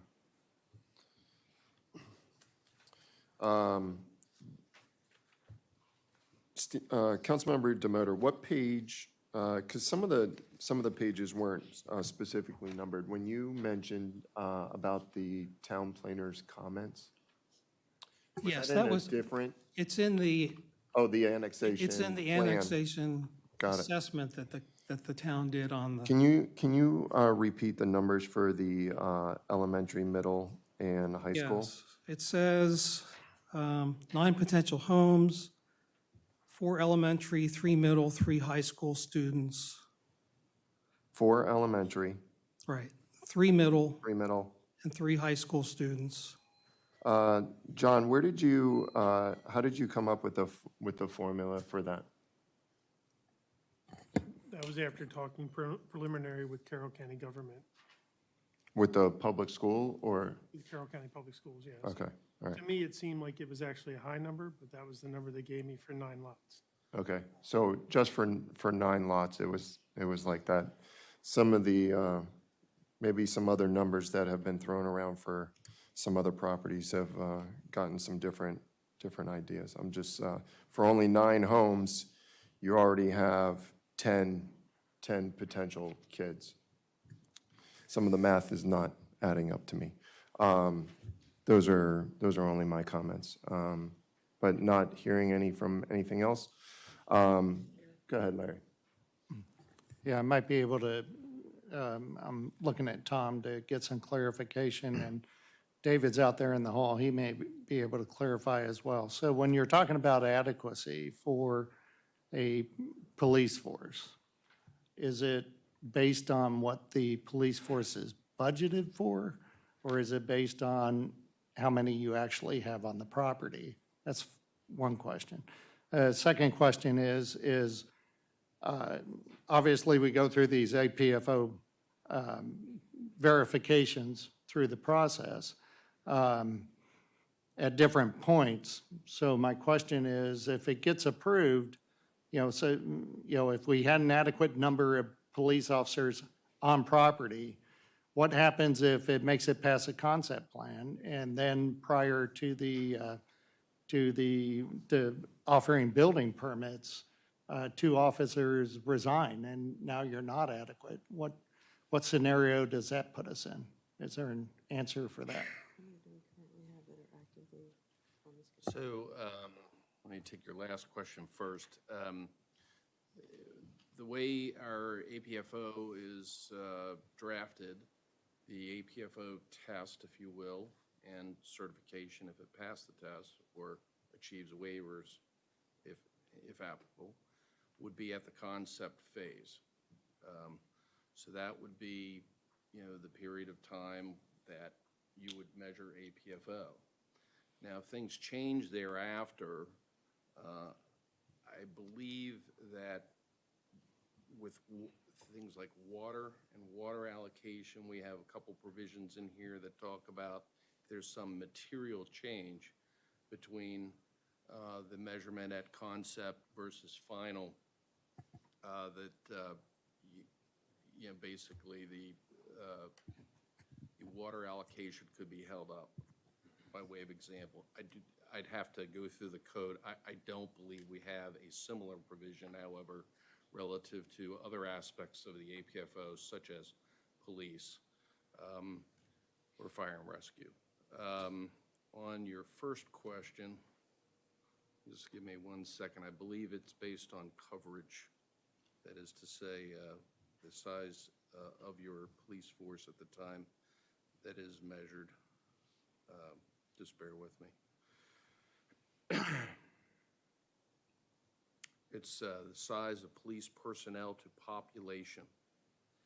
So I would interpret that to mean not what's budgeted, but what police personnel you have at the time that the APFO is tested. Thank you. All right, thank you very much, appreciate it. And thank you for those clarifications as part of the mayor's duties is ensuring public safety. We appreciate it. All right, if there's no more comments, all those in favor of the Annexation Resolution 2022-45 signify by saying aye. Aye. Aye. Aye. All those opposed? Nay. Annexation passes 3-2. It's conditional, of course, as set forth in the resolution, that the annexation agreement be signed within 30 days, among other conditions.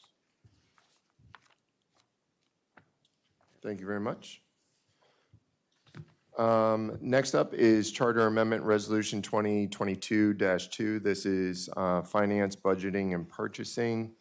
This was introduced back July 11th of 22, and we need to schedule a public hearing. And so we will schedule this for, did you have a comment? I have a question, Council President.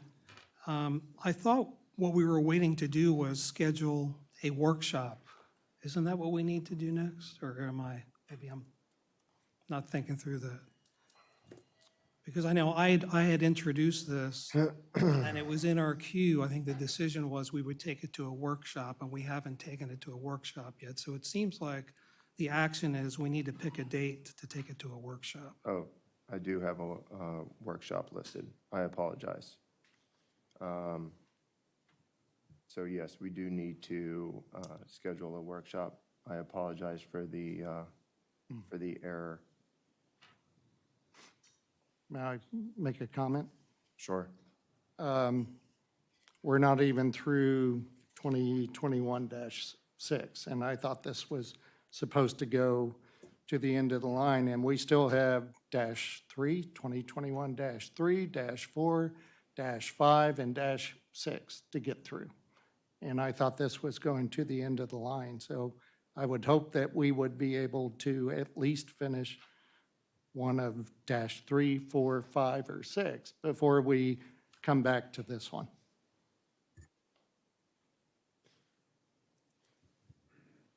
Can we probably, let's push this off to March and figure out where workshop not adopted, that's 21-3. So let's, Councilmember Demoter, I would like to let's postpone this till March. Sure. And then we'll get further clarification on where we are for 3. And I know there was some code of conduct and whistleblower protection things that needed to be refined. So before scheduling that and hearing the mayor's comments, I would like to, I don't think it needs to go to a vote or anything like that, since we were just setting a public hearing. Tom, unless I'm misstating. No, I don't think you need. All right, thank you very much. No, I don't think you need a vote. Holly, can we just make a note? We'll just put this on the March agenda, and then in the meantime, we'll get updated on the 3, 4, 2021s. All right, thank you very much.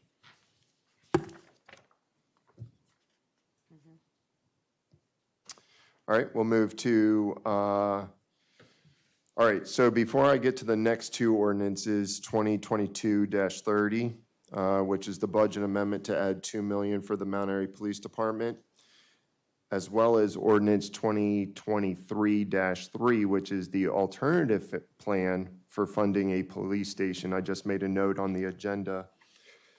I don't have a preference which one goes forward, but for my own I guess, well-being.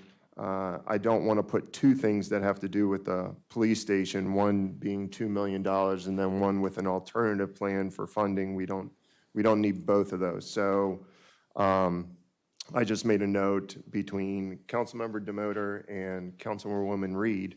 I just need to know which one we're going to introduce tonight. I don't want to do both. So we'll go ahead and introduce the revised ordinance that Councilmember Demoter brought forward, 2023-3. And once it's introduced, we can have discussion. Okay. Just for legality, I am going to call ordinance 2022-30 for a reintroduction, and then if that is the consent of the council, no one reintroduce. Can I recommend that you make a motion to withdraw that one and then jump into 23-3? Okay. Your choice. I mean, I can wait 10 more seconds or withdraw it. All right, so to save 10 seconds, I'll make a motion to withdraw 2022-30 from the agenda so we can move on to the next one. All those in favor signify by saying aye. Aye. 10 seconds saved. Second. She seconded, and then we voted. All right. Okay. Sounds Very good. All right. Legality taken care of. All right, we'll move to ordinance 2023-3. This is the alternative plan for funding a police station.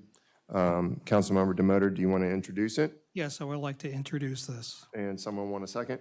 I'll second. All right, we'll see this back next month for approval. I can just give a quick Absolutely. So- Adoption, excuse me. So just for everyone, for my fellow council members, so this is essentially what I had committed to and asked for your support of at the police station workshop. And then the council president said, if you bring it forward and get it on the agenda in time, then certainly we can move forward. So just a quick recap. This is basically saying we're going to try and take some money out of the capital reserve fund, and then thereafter we're going to commit to put some money away every year that would go towards funding of a police station or getting us down the road to a police station. So I'm going to be reaching out to each of you and communicating about the numbers that I put in here and what my basis was. Please feel free to reach back to me if you have some thoughts and ideas. I'm going to send out a little write-up of how I arrived at these numbers, and I'll do it without violating any Opens Meeting Act requirements. But that's what we're doing here, is we're carrying forward kind of where we left off from the police station workshop. So thank you. All right, thank you very much. We'll move to ordinance 2022-32. This is MXU CC, Community Commercial Zone. This is for reintroduction and to schedule a public hearing. I just wanted a note to be made that this was introduced in October, sent to Planning Commission, and we're just getting it back. That's why we have to reintroduce it. It's past time frame. So I will introduce. Is there a second? Second. Councilmember Munder seconds. Public hearing will be in March, 7 p.m.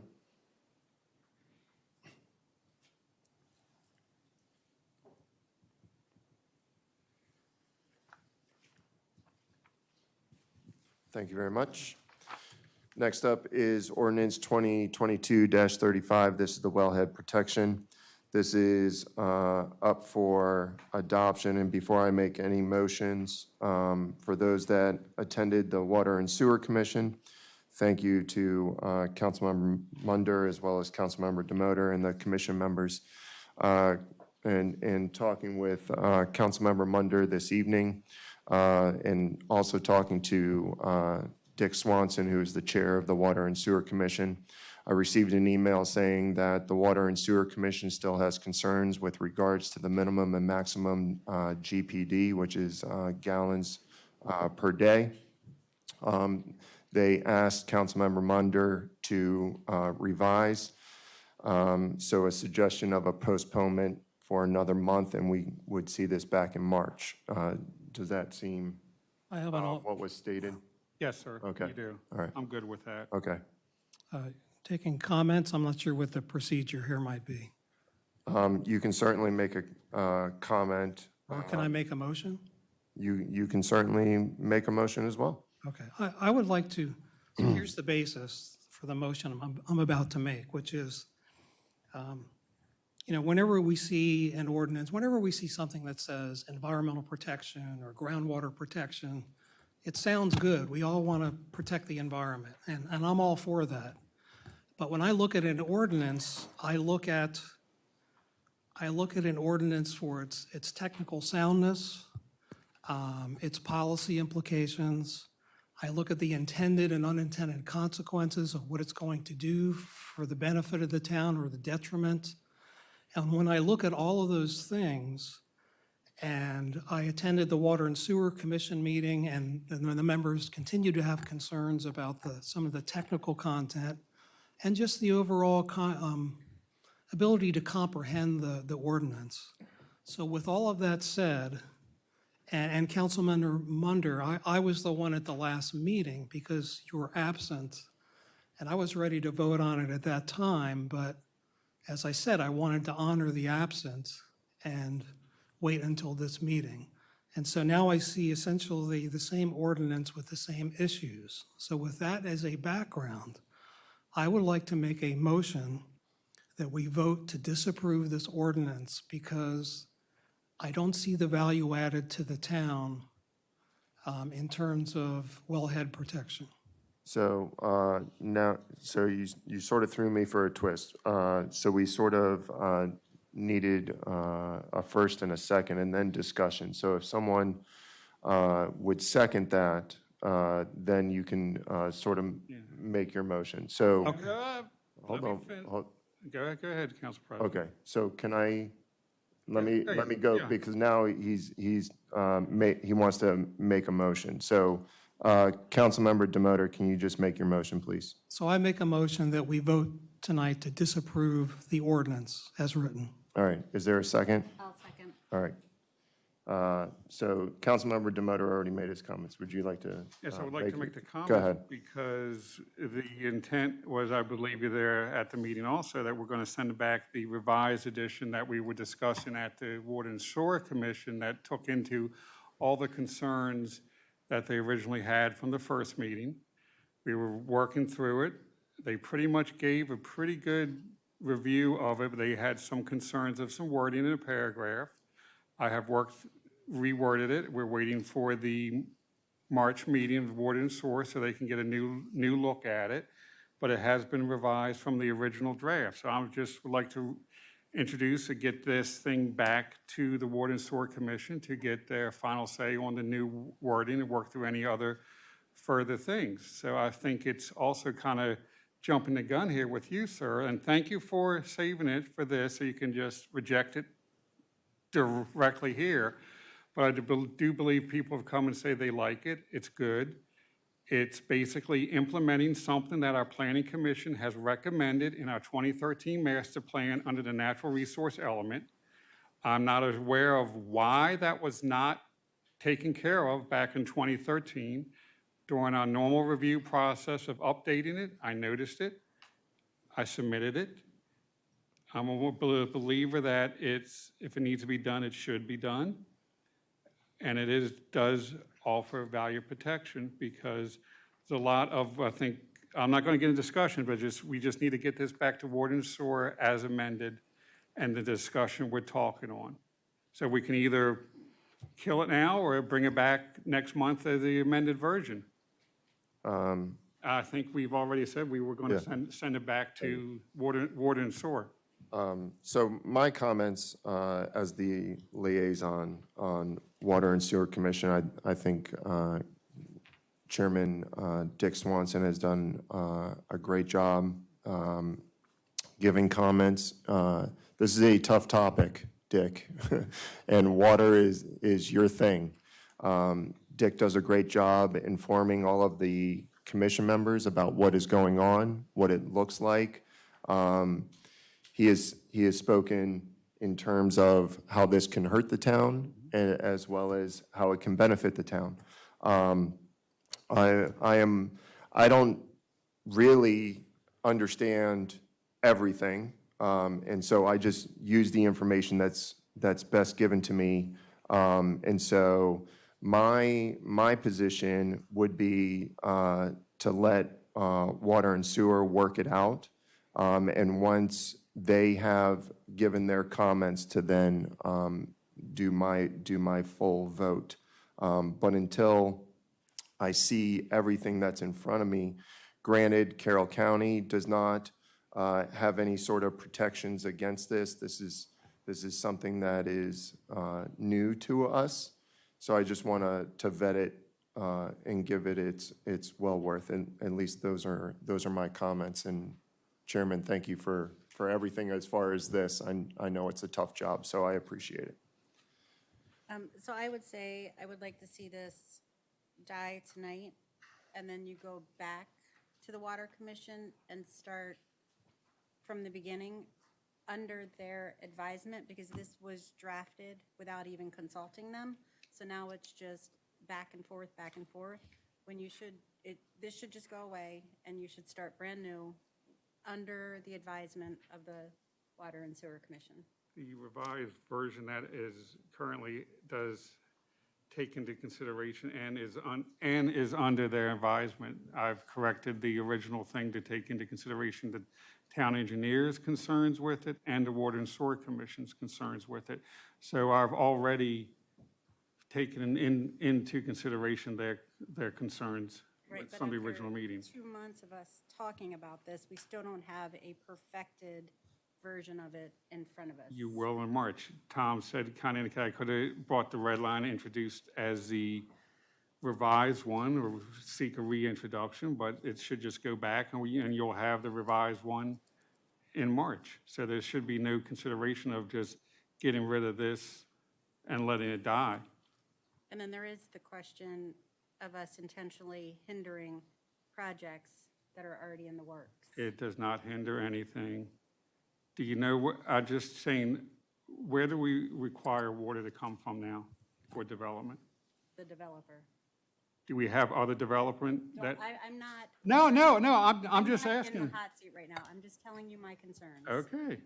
So I'm also saying there are several other developments within this town that have water on site. So this ordinance will address those potential developments. I have taken into a lot of consideration of what the town engineer and our water and sewer chair has said about it. I think the corrections do address a lot of the concerns, and we should wait till March and see the final product. Council President, I'm Can sorry.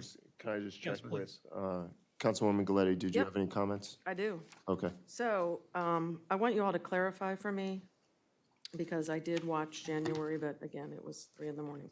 So I'm going to go through here, because you know I like numbers.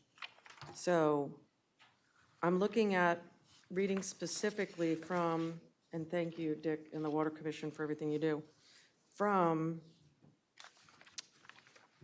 the December 20th memorandum that details the sections, and it went to the Water and Sewer Commission and what their recommendations are. So if you look at 1094C, 1094C, no water supply well may be dedicated to and accepted by the town unless the well, yada, yada, right? Okay, correct me if I'm wrong, but it looks like in this memorandum that we all have from the Water Commission, the commission recommended that section be removed, yet it's still in this copy you're asking us to vote on. So hold on. This is what I want you to clarify for me. Did I miss something? Did I miss a step? Not being in the right time zone, okay? So, commission recommended that be removed. Number 1, that's still in there. Go down. Section 109-19.2, calculation of town's available capacity yield.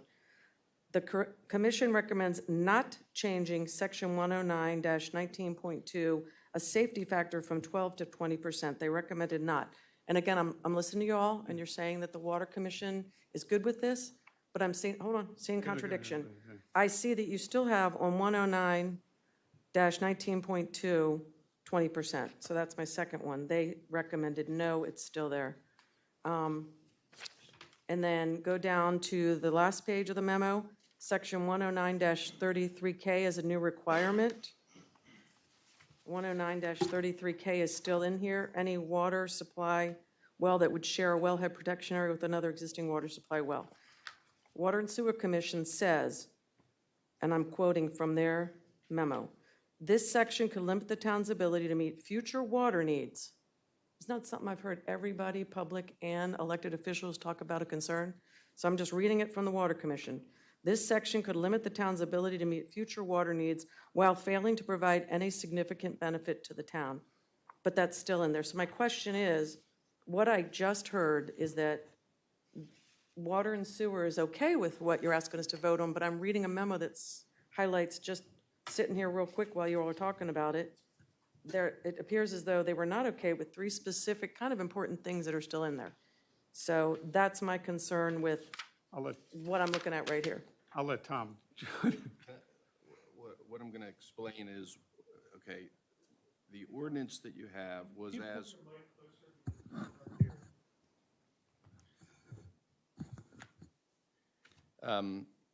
The ordinance that you have in front of you is as originally introduced on 12/5/22.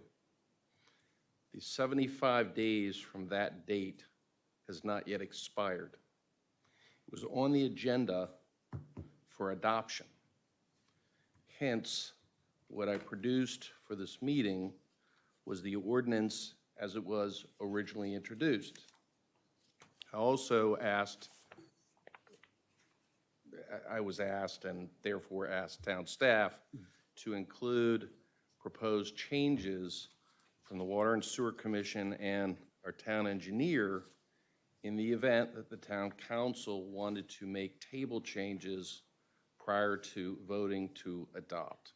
So the reason that you have the ordinance without yet the changes from the memoranda attached is because it was on the agenda for adoption, and until something changes, you start with the ordinance as introduced. So that's why you have that. Council President? Go ahead.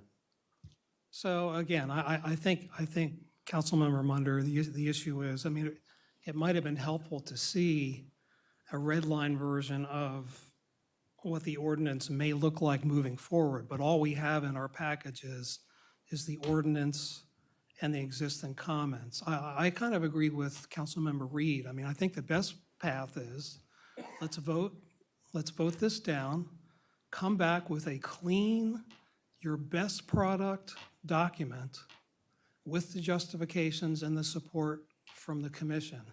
And that's something that maybe we can at least get our heads around to better comprehend what the objectives are. I want to just finish up. Again, I attended the Water and Sewer Commission meeting. I have a lot of notes from that meeting, but a couple of them that jump out that may be a little different from your recollection of the meeting, but one of the comments was, MDE doesn't have similar requirements. Why are we overlaying additional requirements? Another level of control on top of MDE, why? One of the commission members said, not making sense of why we need this. What are we trying to achieve? That was a comment from another member. And then a comment from another member was, the whole document needs to be more clear. So again, I'm all for protection of the environment. As a council member, I'm being asked to vote on a policy on its technical merits, its policy merits, its implications to the town. And I think the clean way to do it is to continue, and let's take a vote on my motion. And then you can move forward with something in the future if you choose to. I think you're wonderful at taking things out of context and putting things in your own words and spinning it the way you see fit and getting it out there. Notes, I don't care. You take wonderful notes, but when you put it out of context, it's whatever people want to hear and want to believe. So you need to hear the whole discussion to understand it. They were discussing certain parts.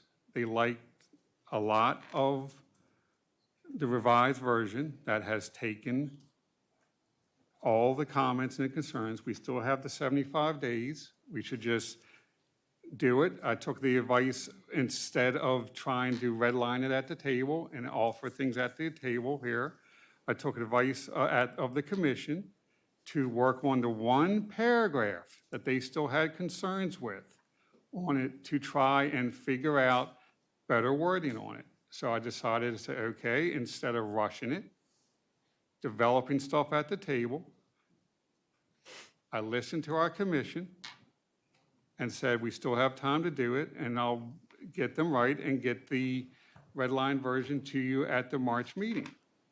So I'm not understanding why you two are so hardline on killing this tonight at the table, because that's confounding me. We've had people come here and say they support it. And Councilman DeMotta, you say you want to do the will of the people, but yet you seem to be killing everything that comes here that will actually help the town, help the people, the protection of our natural resources. I'm looking forward into the future that there are other developments here that already have water that do not meet this. There is nothing in state or county requirement saying we are allowed to set our own standards. And MDE doesn't set it because I believe everything's a little bit different. So the county doesn't have it because they look at the county, maybe not the municipalities. Again, everything's a little bit different. So I don't understand why you want to hold the status quo when we have the legal authority to set something a little bit stricter. And all the guidance in my revised thing was set forth by our planning commission for the distances. So yet again, and we're putting in practice, set town practices into code. As our Water and Sewer chairman says, no one later can come and change it willy-nilly or say, well, I don't like it, let's work here, well, let's change it to something less strict. So I'm just trying to impose or put in force some good basic public health standards for water, because quite frankly, we have no other sources except for groundwater around this town. Unless you want to pay a couple $1 million or 20, 30 million to run it from Frederick or the Potomac River, or try and get Carroll County to put the Gillis Falls Reservoir in. So I'm looking out for the town and the cost of the town and the cost of this water system. So why you two want to kill it without even seeing the revised editions when we still have time is beyond me. Sorry. Oh, no, you're fine. Go ahead, sir. Sorry. No, you're totally fine. You're allowed to make your comments. Can you just let the body know what will we see, or what will the water and sewer see in March comparative to what we would see in March? Are we going to see the new version, or are we still going to see these numbers? You should see the new version in March. It'll consist of a new whereas statement. It'll consist of rewording of the gallon per day. It still is 75,000 gallons. We're working out some wording differences on that. It allows the town council to say if there's a prior to, well, if the lower gallon per day requirement is being accepted by the town for whatever reason, it needs to be proven that it's financially, this is rough wording, that it's feasible, and that it meets the, I think I got to put that back in, but it is proven to meet this 30-day test standard that's recommended by a town engineer, even if it's a lower requirement. So really quickly, what I'm hearing is there's still enough changes that there's probably too many red line changes to make it at the table. Yes. You're going to bring a new version to water and sewer. Water and sewer can look at it in March. We can look at it at the March table. Yes. All right. Councilmember DeMotta made a motion. We do need to vote on that motion, but I just wanted everyone, the public and the body, to know what would be possible next steps. Councilmember DeMotta is voting to kill this ordinance and restart. Correct. Okay. And again, I'm all for protection of the environment. I have a strong background in environmental protection. If you want to look into my career history. We'll Google you later. I'm just into a quality, I want to see a quality product. Bring me a quality product that I can understand. Then help me draft a quality product instead of knocking it all the time. All right, thank you. I guess all those against, I don't know how to word this. What's the wording on this? Do I say kill? What? All those opposed? Well, hold on. Okay. All those in favor of the motion to... Okay, I got it. All those in favor of the motion that was made by Councilmember Demoter for ordinance 2022-35 signify by saying aye. Aye. Any opposed? Nay. Nay. Thank you, Tom. So to clarify, we're going to get a new motion that you guys are going to work on together, and we're all going to play nice in the sandbox and No, have a new one? it's going to be water and sewer, Water and and then sewer. we're going to have the same thing at the table again. Lynn? Well, no, not if we get something that aligns with, I just noticed we had engineer changes too. So what All taken care did of. we just vote on? To kill the ordinance? Voted to reject. Okay, that's what I thought. Yeah. Reject. So if there is a new one, it may get developed. If there's not a new one, it may not get developed. All right, cool. Excellent. All right, next up is ordinance 2023-1. This is MXD. This is for introduction and referral to planning. I will make a motion. Is there a second? Second. All right, this is going off to planning. Ordinance 2023-2. This is a purchasing procedure for 3,000 or less. The revision for that has been suggested is for the cap to go to 5,000. Mayor, before I introduce, did you want to just give a little background before that? Yeah, quickly, we can have a deep discussion next month, but Sure. just to get it introduced, prices of everything have gone up. Lots of things that Brian bought that were, Public Works bought, that were under $3,000 are now over $3,000. And so we're trying to reset that to 5,000, as well as written in here is a quality issue in terms of getting steel products from China as opposed to American products, in particular manhole covers and stuff. So that's the purpose of this, is to allow Brian a little more flexibility so we don't have to come to the council and to get a higher quality steel. And I, just to add on, council members, you are receiving check registers from our accounting department so that you can always sort of check in. Thank you, Katie, for doing that. I appreciate it, and she'll continue to do that. So I will introduce, is there a second? Second. Councilwoman Galletti seconds. We'll see this back next month. And lastly, ordinance 2023-4, this is the rehabilitation and preservation of the Flatiron Building. This is also for introduction, and I will introduce. Is there a second? Second. Councilwoman Galletti seconds. We'll see this back again as well. And I'm sure for deeper conversation. For unfinished business, as we went through the workshop with the task force, I would like to thank the task force for collectively gathering with this body to hear everything that has been going on to try to get next steps. And I believe 2023-4 may be a stepping stone for that next step. And that's what they are looking for, so we will hear a little bit more about that. And moving into charter amendment workshops, we have a charter amendment resolution 2021-6 for removal for office. However, we're going to sort of maybe put a hold on that until we figure out between Holly and I 3, 4, and then of course tonight's, which was the blackout period, which will be on the March agenda for possible adoption. We'll move into mayor and staff reports. Mayor, you can go ahead. Thank you. You're welcome.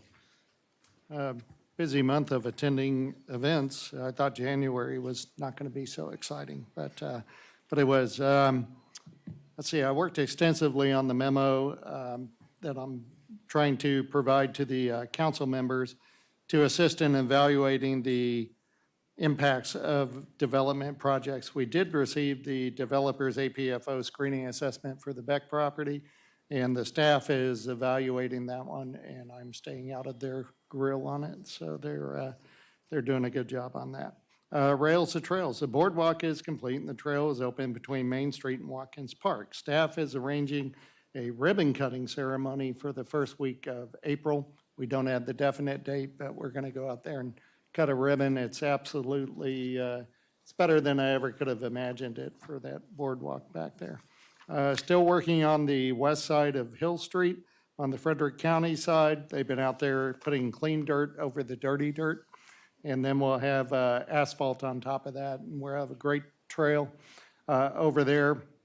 Kudos to the town staff for receiving open space funding of $146,000 to enhance that trail on the Frederick County side. So good job to all of them. The Mount Airy Senior Task Support Group, MASS, conducted their first listening session on February 1st at the Kiwanis meeting. The goal of these listening sessions is to achieve the designation of an age-friendly community.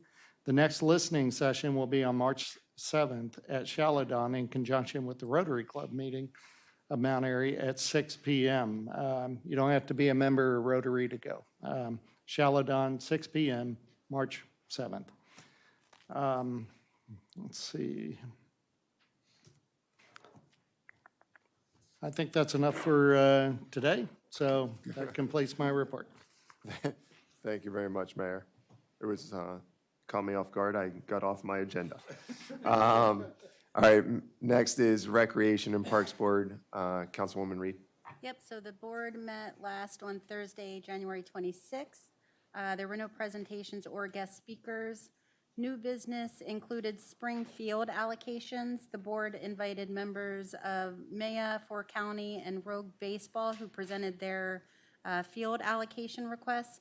I want to say thank you to Tim Washaball, who facilitated the conversation and conveyed the board's expectations, wherein the youth organizations work together to resolve scheduling conflicts, and only if no resolution can be found between the organizations will the board intervene and make the decision for them. The board has been working very closely with all the youth athletic organizations within town to bring them together, encouraging them to work together. So thank you, Tim. I thought you did a fantastic job. The board spent some time talking about future project and budget priorities. Mayor, I believe the board sent you a list. For the next year, projects and budget priorities include the Watkins Skate Park, Phase 1 of the pump track, rehabbing the Watkins Park volleyball court, and replacing the Watkins Park softball field fencing.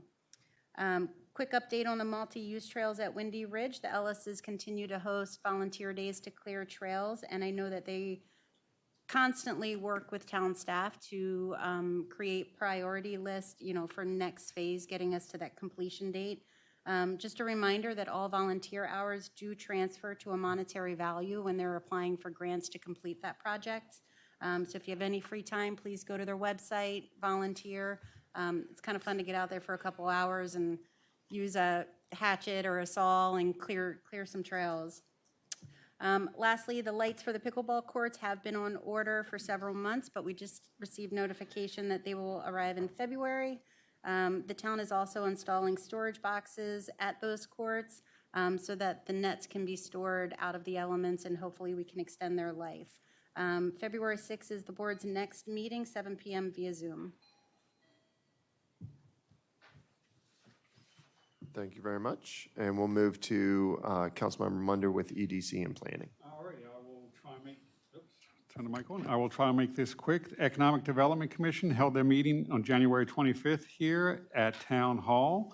At the request of the EDC Commission Chair, Pleasance Development gave a presentation related to the economic benefits of the proposed Beck development. Any questions and presentations were solely limited and related to the economic aspects of the project. Let's see, that was the main thing, or the guest speaker of there, but I would like to take some time to say there are numerous events coming up here on Main Street. February 11th, Hot Chocolate Crawl. March 18th, Search for the Lucky Golden Ticket. April 3rd through the 7th, Search for the Golden Egg. April 24th seems to be a new event in conjunction with Mount Airy Main Street Association and Liquidity Ale Works. It's called Boot Scooting on Main Street. That will be held Monday, April 21st from 5 to 8 at the brewery. Tickets will go on sale February 24th on mountairymainstreet.org. Please check that website for all the upcoming events down here in downtown. I would also like to mention to any businesses out there that wants to come to the EDC meeting, please come and voice your concerns of how the town is addressing or not addressing business concerns of yours here in town. We will gladly accept you to come and speak your mind about what we can do better to help your businesses here in town. I would also like to welcome a new business here on Main Street called Collective Wellness. It's in a hidden little corner here on town between Deja Vu, and I believe it's Deja Vu and S&K Printing, or is it between, it's that little alleyway next to S&K Printing, and maybe it's the Purple Door. S&K Gifts, next to S&K Gifts down at Little and Old Town. S&K Gifts. It's easy to miss, but I've heard it's a nice spa, and she's got a lovely nice waiting list there. So please show support for a new local business. The next EDC meeting will be February 22nd, 7 p.m. at Town Hall. Now on to the Planning Commission. The meeting was held January 30th, 2023 at 7 p.m. As it was originally mentioned by Councilman Demoda, I believe. No, that was something else the commission did. They had a lengthy listening session and discussion regarding the Beck property and the process and the next steps that needed to be done with this. It was decided to send the project or the process back to the beginning and hold a charrette as defined by the ACI, which is the American Charrette Institute. The town is working on setting that up currently. It was a well-attended planning commission. That's coming back on the thing. We had discussions regarding text amendment ordinance 2022-32, which is some of the proposed modifications to the MXUCC zone. We'll be hearing that at the March meeting. We submitted a couple annual reports to the Carroll County Planning Department. There was a special exception sent to the Board of Appeals related to a building restriction line setback along Maple Avenue and Oak Street, so a person can put a addition to their home. As I mentioned earlier, that was sent to the Board of Appeals.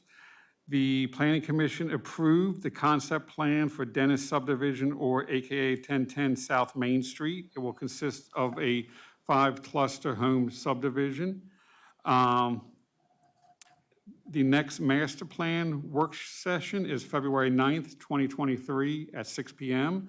The next Planning Commission will be held February 27th at 7 p.m. here in Town Hall.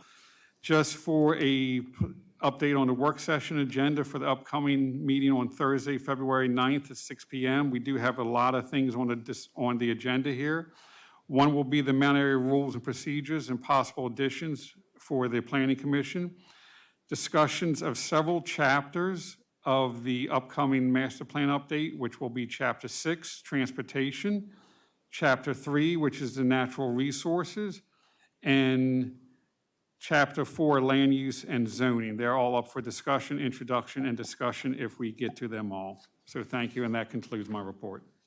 Thank you very much. Councilmember Demoda, Recycling, Sanitation, Main Street Safety Task Force. All right, thank you. We last met on January 18th. We continued planning for our yearly events. We decided not to hold or participate in the Spring Drug Take Back Day, which is on April 29th. We decided that because there's been a kind of a noticeable decline in the number of drugs that are dropped off when we have our event. We will participate in the October 23rd date, so we'll just try that once a year. I did want to add also, I was remiss, Mayor Hushauer attended our meeting as well on January 18th, so we appreciate that. It's good to have you there for us. Shred event, we are waiting for the date. Apparently the Sustainability Commission might be having a Green Day event, and we were thinking about possibly partnering with that event and piggybacking our shred event on the same day to kind of give it all a focus. We'll have to better continue to coordinate on that. The 2023 bulk event, we've set that date for Saturday, April 29th. And with the mayor's participation, we kind of re-reviewed, do we want to have a curbside pickup or do we want to do the municipal lot drop-off like we did last year? And the commission still feels as if that municipal lot option worked pretty well. It can work well again, and we can work out arrangements with residents who might need assistance for picking up some bulk items. So that's the path forward on that. I think our next meeting will be on March 15th. Moving to Main Street Safety Task Force, we met on January 26th. The focus of our meeting was discussing lessons learned from our holiday season Safe Streets, Safe Driving campaign that ran for about a month over the holidays. Again, we got very good feedback from that. The focus was on Main Street, but we also covered other key areas of the town, and we had residents calling and saying, I want a yard sign. So there's clearly support for it, and we're thinking about next steps and broadening the campaign to be a town-wide campaign. Another main emphasis was we got a briefing from the police department. It was a presentation and a discussion of the first quarter data from our enhanced patrol efforts. The data looks very positive. Again, positive feedback from the residents on Main Street about the increased presence of our police on Main Street, along with what the data is showing. And Council President Poirier, we would like to get on the March agenda because I know quite a while ago you were asking about, well, what does the data look like and can we see it and what are we learning? So we want to share that message. And by then we'll have 5 full months of data, which I think will be a good data set. So I look forward to having our police department give an overview presentation on that. Continuing the network with our Maryland MDOT District 7 officials, I have good news. The immediate staff and elected officials might know this, but we have very good news. We had applied for a permit to the state to get a long-term radar speed sign located on our Main Street. And so this is going to be located kind of as you come into the downtown zone. The good news is the state did grant us approval for that. They granted us a permit. So we will be hoping to get that in when the weather is appropriate. We already have the unit, and that'll be a nice positive step for the town.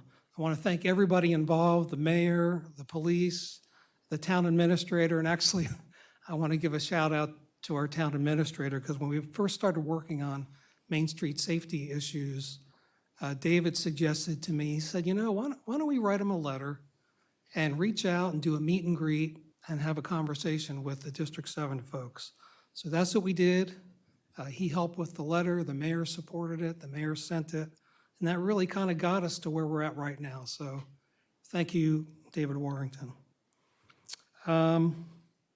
We'll continue to work with the MDOT representatives. They are doing speed studies in response to our request to try and get the speed limit reduced to all 25 throughout Main Street.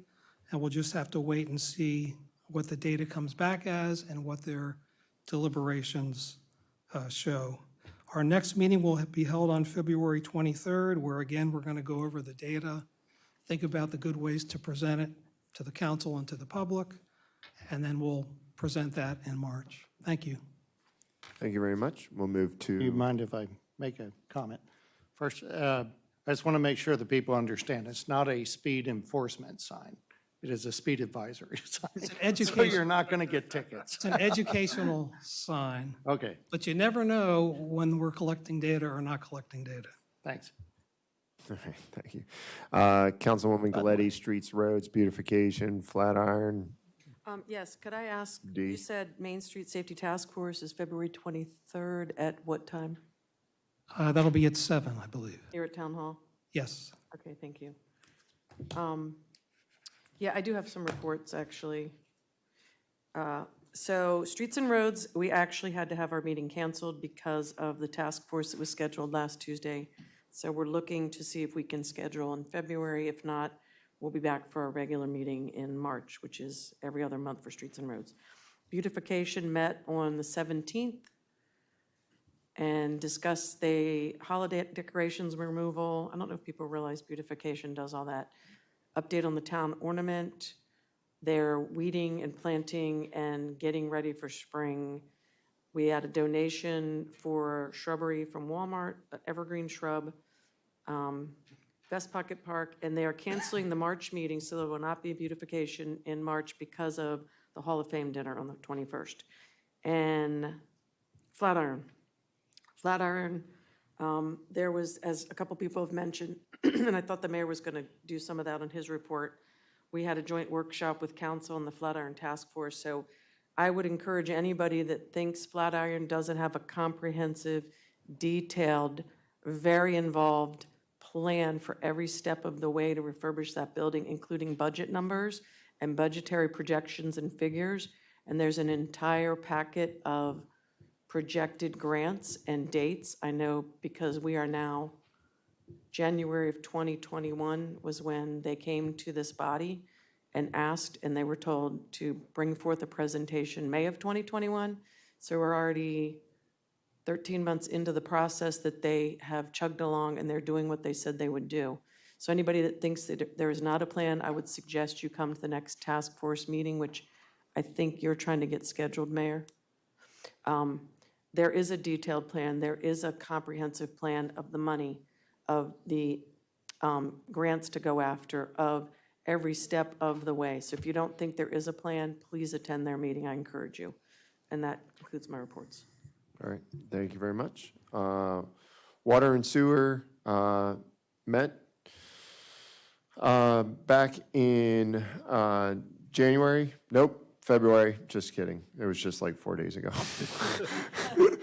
But I'm not going to pretend I know everything. I had to leave early because I have a 6-year-old. Dick, was there anything besides the wellhead protection? Did you guys do PSAs at all? Yeah, we're working on a PSA about the impact of disposing of your drugs in your toilet or, down through the sewer system or dumping into trash. You have a leach in the water system. And so that'll be out in maybe a month or so. Okay. So some PSAs to look forward to as far as drug drop-offs. Just bring it to the police department. No one judges anybody, and it's all within confidence. Was there anything else that I may have that's worthy of noting? I apologize. I didn't mean to put you on the spot. Well, just the usual stuff. So I just say that the PSAs and, of course, the wellhead protection. Yeah. We're the main ones. Thank you.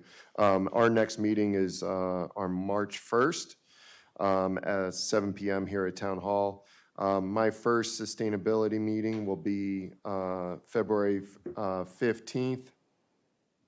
Yeah, that's March 6th. My water and sewer is March 1st. Thanks. What were you doing? Sorry.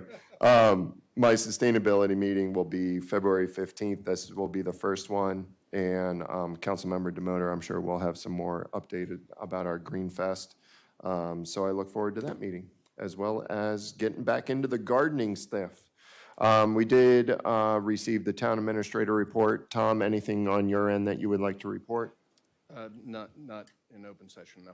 Thank you. We did, I don't know if we got the code enforcement one or not. Was that an email? Yeah, email last Thursday or Friday. Maybe a couple weeks Yeah. ago. That's why I'm forgetting that one. We have zoning administrator report. Thank you, John. And at the end of our closed session this evening, council will be out of session. The closed meeting this evening is to consider the acquisition of real property for public purpose and matters directly related thereto, PFAS. And at the end of that, we will be adjourned. Councilmember Demoter? Aye. Councilmember Munder? Aye. Aye. Councilwoman Reed? Aye. Councilwoman Gladdy? Aye. Thank you, everyone. Have a great evening.